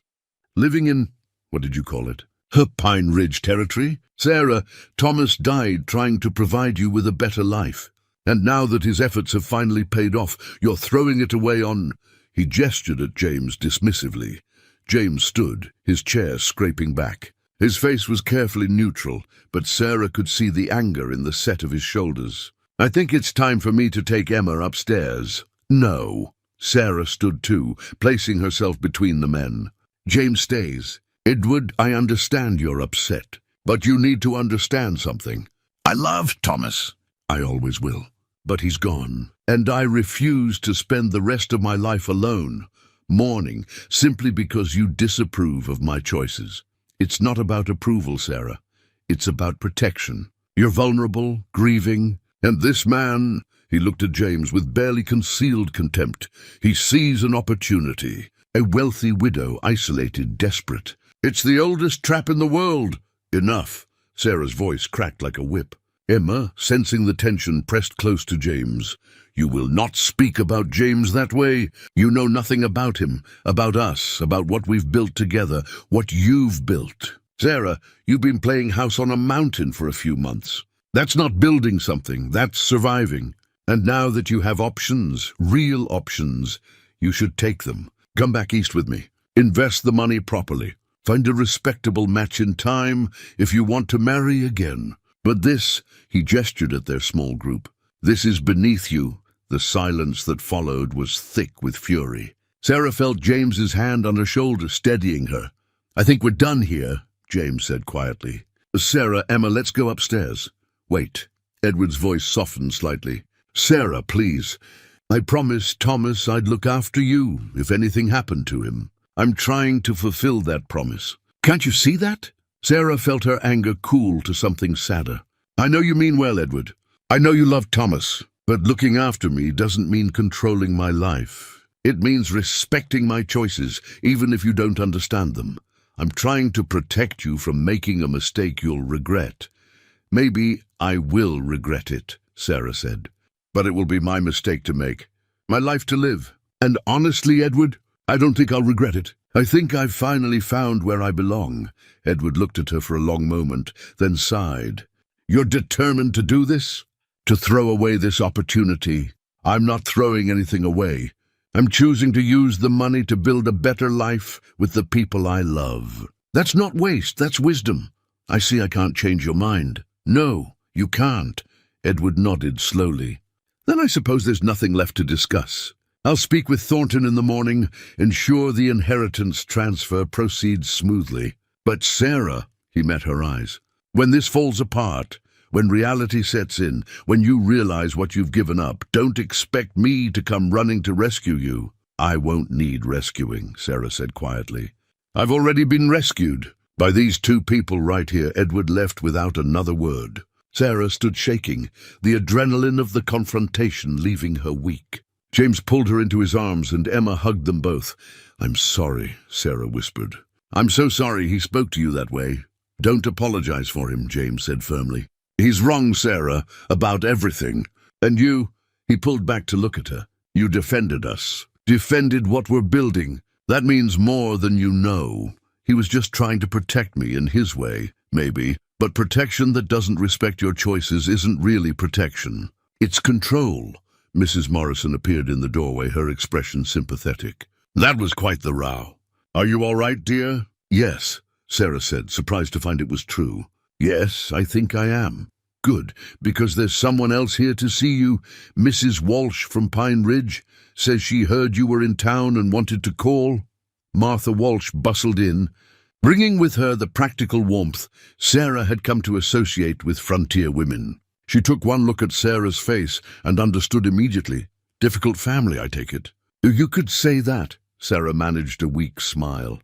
"Well, I'm here to remind you that family isn't just blood. It's the people who show up when you need them, who support your choices even when they don't understand them, who love you for who you are." Martha squeezed Sarah's hands. "And from what I've seen, you have plenty of family, dear. Some of it just doesn't share your last name." The simple kindness after Edward's cruelty broke something open in Sarah's chest. She found herself crying, and Martha pulled her into a motherly embrace while James held Emma close, giving Sarah space to release the emotions she'd been holding back. There now, Martha soothed. Let it out. Sometimes we need to cry to clear space for joy. I don't know why I'm crying, Sarah said, wiping her eyes. I got everything I wanted. I stood up for us. I told him no. Sometimes the hard thing to do is still hard, even when it's right, Martha said wisely. But you did it, dear. You chose love over ease, commitment over escape. That takes courage. Later that night, after Emma had finally fallen asleep and Sarah had retired to her room, she sat by the window looking out over Bozeman's gaslit streets. The town was pretty in its way, civilized, organized, safe. The kind of place she could have built a comfortable life, but it wasn't home. Home was a cabin on a mountain. Home was a man with rough hands and a gentle heart. Home was a girl who called her both Sarah's and Mama in the same breath.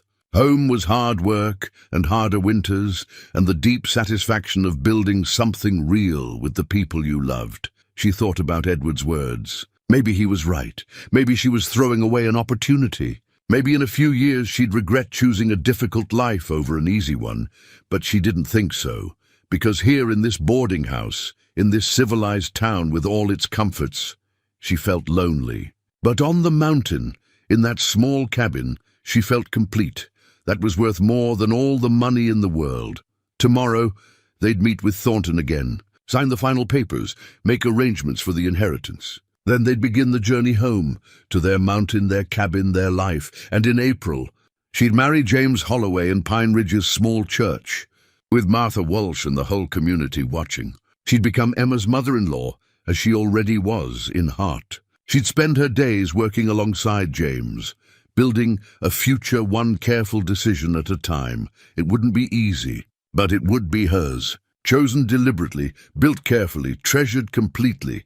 And that, Sarah thought, was the best kind of life there was. The morning brought unexpected news. Edward Bennett had left Bozeman on the earliest stage, departing without another word. Thornton informed them of this when they arrived at his office, his expression suggesting he was relieved to avoid further family drama. Mr. Bennett left instructions that the inheritance should be transferred to you without further delay, Thornton said. He also left this. He handed Sarah an envelope. Inside was a brief letter in Edward's precise handwriting. Sarah, I cannot approve of your choices, but I recognize I have no right to control them. Thomas loved you and would want you happy. If you find happiness with Mr. Holloway, then perhaps I am wrong to judge. The money is yours to do with as you will. I pray you use it wisely. If you ever need assistance, you know where to find me. Edward, it wasn't quite an apology, but it was acceptance. Sarah felt tension she hadn't known she was carrying begin to ease. He's trying, James said, reading over her shoulder. In his way, yes. Sarah folded the letter carefully. He loved Thomas. This is hard for him. They spent the morning with Thornton, signing papers, establishing an account at the local bank, making arrangements for the money to be safely held and accessible. Sarah insisted James's name be added to everything. Joint ownership, joint decision-making, true partnership. Are you certain? Thornton asked. Many women prefer to maintain separate finances. I'm certain, Sarah said firmly. We're building a life together. That includes finances. James squeezed her hand, his expression conveying everything he couldn't say in front of the lawyer. When the business was finally concluded, they emerged into late morning sunshine. Emma, who'd been remarkably patient, immediately asked if they could explore the town. Can we see the train station? Mrs. Morrison said trains come through twice a week. James looked at Sarah, who nodded. Why not? We've earned some enjoyment. They spent the afternoon exploring Bozeman like tourists, visiting shops, watching the bustle of town life, eating at a proper restaurant where Emma's eyes grew wide at the menu options. It was pleasant, Sarah thought, but also slightly exhausting. The noise, the crowds, the constant activity, it grated after months of mountain quiet. She caught James feeling the same way, saw him grow tense in the crowded streets, saw his shoulders relax only when they found a quiet park where Emma could run and play. Too much civilization? She asked, sitting beside him on a bench. Too much, he agreed. How do people live like this all the time? The noise alone. I was thinking the same thing. It's nice to visit, but I miss the quiet. Miss our mountain. Our mountain, James repeated, smiling. I like the sound of that. They watched Emma play, content in the simple pleasure of being together. Then James pulled something from his pocket, a small box wrapped in paper. I got you something, he said, almost shy. While you were signing papers with Thornton. Wasn't planning to give it to you until we got home, but he handed her the box. Inside was a ring. Not expensive or fancy. A simple gold band with intricate carved designs that looked remarkably like the patterns on the wooden buttons he'd made her. Clearly the work of a skilled craftsman, but modest by city standards. It was my grandfather's ring, James said. The only thing I have from him. He gave it to my father, who gave it to me when I married Margaret. And Margaret, before she died, she told me to save it. Said someday I might want to give it to someone else, and that she wanted me to. Wanted whoever came after her to have something that connected them to the family's history. Sarah's eyes filled with tears. James, I can't. This should go to Emma for her wedding someday. Emma will have her mother's rings, both of them. This one, he took it from the box, held it up. This one is for you, if you'll wear it. If you'll be my wife, not just in word, but in symbol. Sarah held out her left hand, trembling. James slipped the ring onto her finger. It fit perfectly, as if it had been made for her. Yes, she whispered. Yes, I'll wear it. I'll be your wife. Your partner. Emma's mother. All of it, all of my life. James kissed her then there in the park, heedless of who might be watching. When they broke apart, Emma had noticed and came running. Did Papa give you a ring? Are you really getting married now? Yes, sweetheart. Sarah held out her hand so Emma could see. We're really getting married. Emma studied the ring seriously, then looked up at her father. Is that grandfather's ring? The one in the stories. The very same. Good, Emma said with satisfaction. Then Sarah is really family now. Really and truly and forever. Really and truly and forever, Sarah echoed, pulling Emma into a hug. They returned to the boarding house in high spirits, plans forming rapidly. They'd leave Bozeman in 2 days, giving them time to purchase supplies for the journey and a few items they'd need. Proper fabric for Sarah's wedding dress, materials for Emma's flower girl dress. Small luxuries they could now afford. That evening Martha Walsh visited again, bringing with her another Pine Ridge resident, Reverend Walsh himself. A kindly man with silver hair and warm eyes. Martha tells me congratulations are in order, he said, shaking James's hand. Then Sarah's. A wedding in April, she says? If you'll perform the ceremony, James said, it would be my honor. The Reverend's smile was genuine. It's not often I get to marry two people who so clearly belong together. Usually, I'm trying to talk young folks into waiting, making sure they're certain. But you two, he looked between them. You've already weathered the hard parts, already chosen each other through difficulty. The ceremony is just making official what's already true. That's exactly how it feels, Sarah agreed. Then let's discuss plans. Martha pulled out a notebook. April is perfect. The mountain will be beautiful, spring flowers everywhere. We can have the ceremony in the church, reception in the social hall. The whole community will want to attend, you know. Everyone's been following your story. Our story? Sarah asked, surprised. Of course. The widow who came to the mountain with nothing, the grieving widower who took her in, the little girl who brought them together. It's like something from a book. Martha's eyes twinkled. And people do love a good love story, especially one where love wins, despite the obstacles. They spent an hour planning, discussing dates, arrangements, practical matters. Emma sat entranced, absorbing every detail, occasionally offering suggestions about flowers or music. By the time the Walshes left, the wedding felt real, imminent, wonderfully inevitable. I can't believe we're doing this, Sarah said later.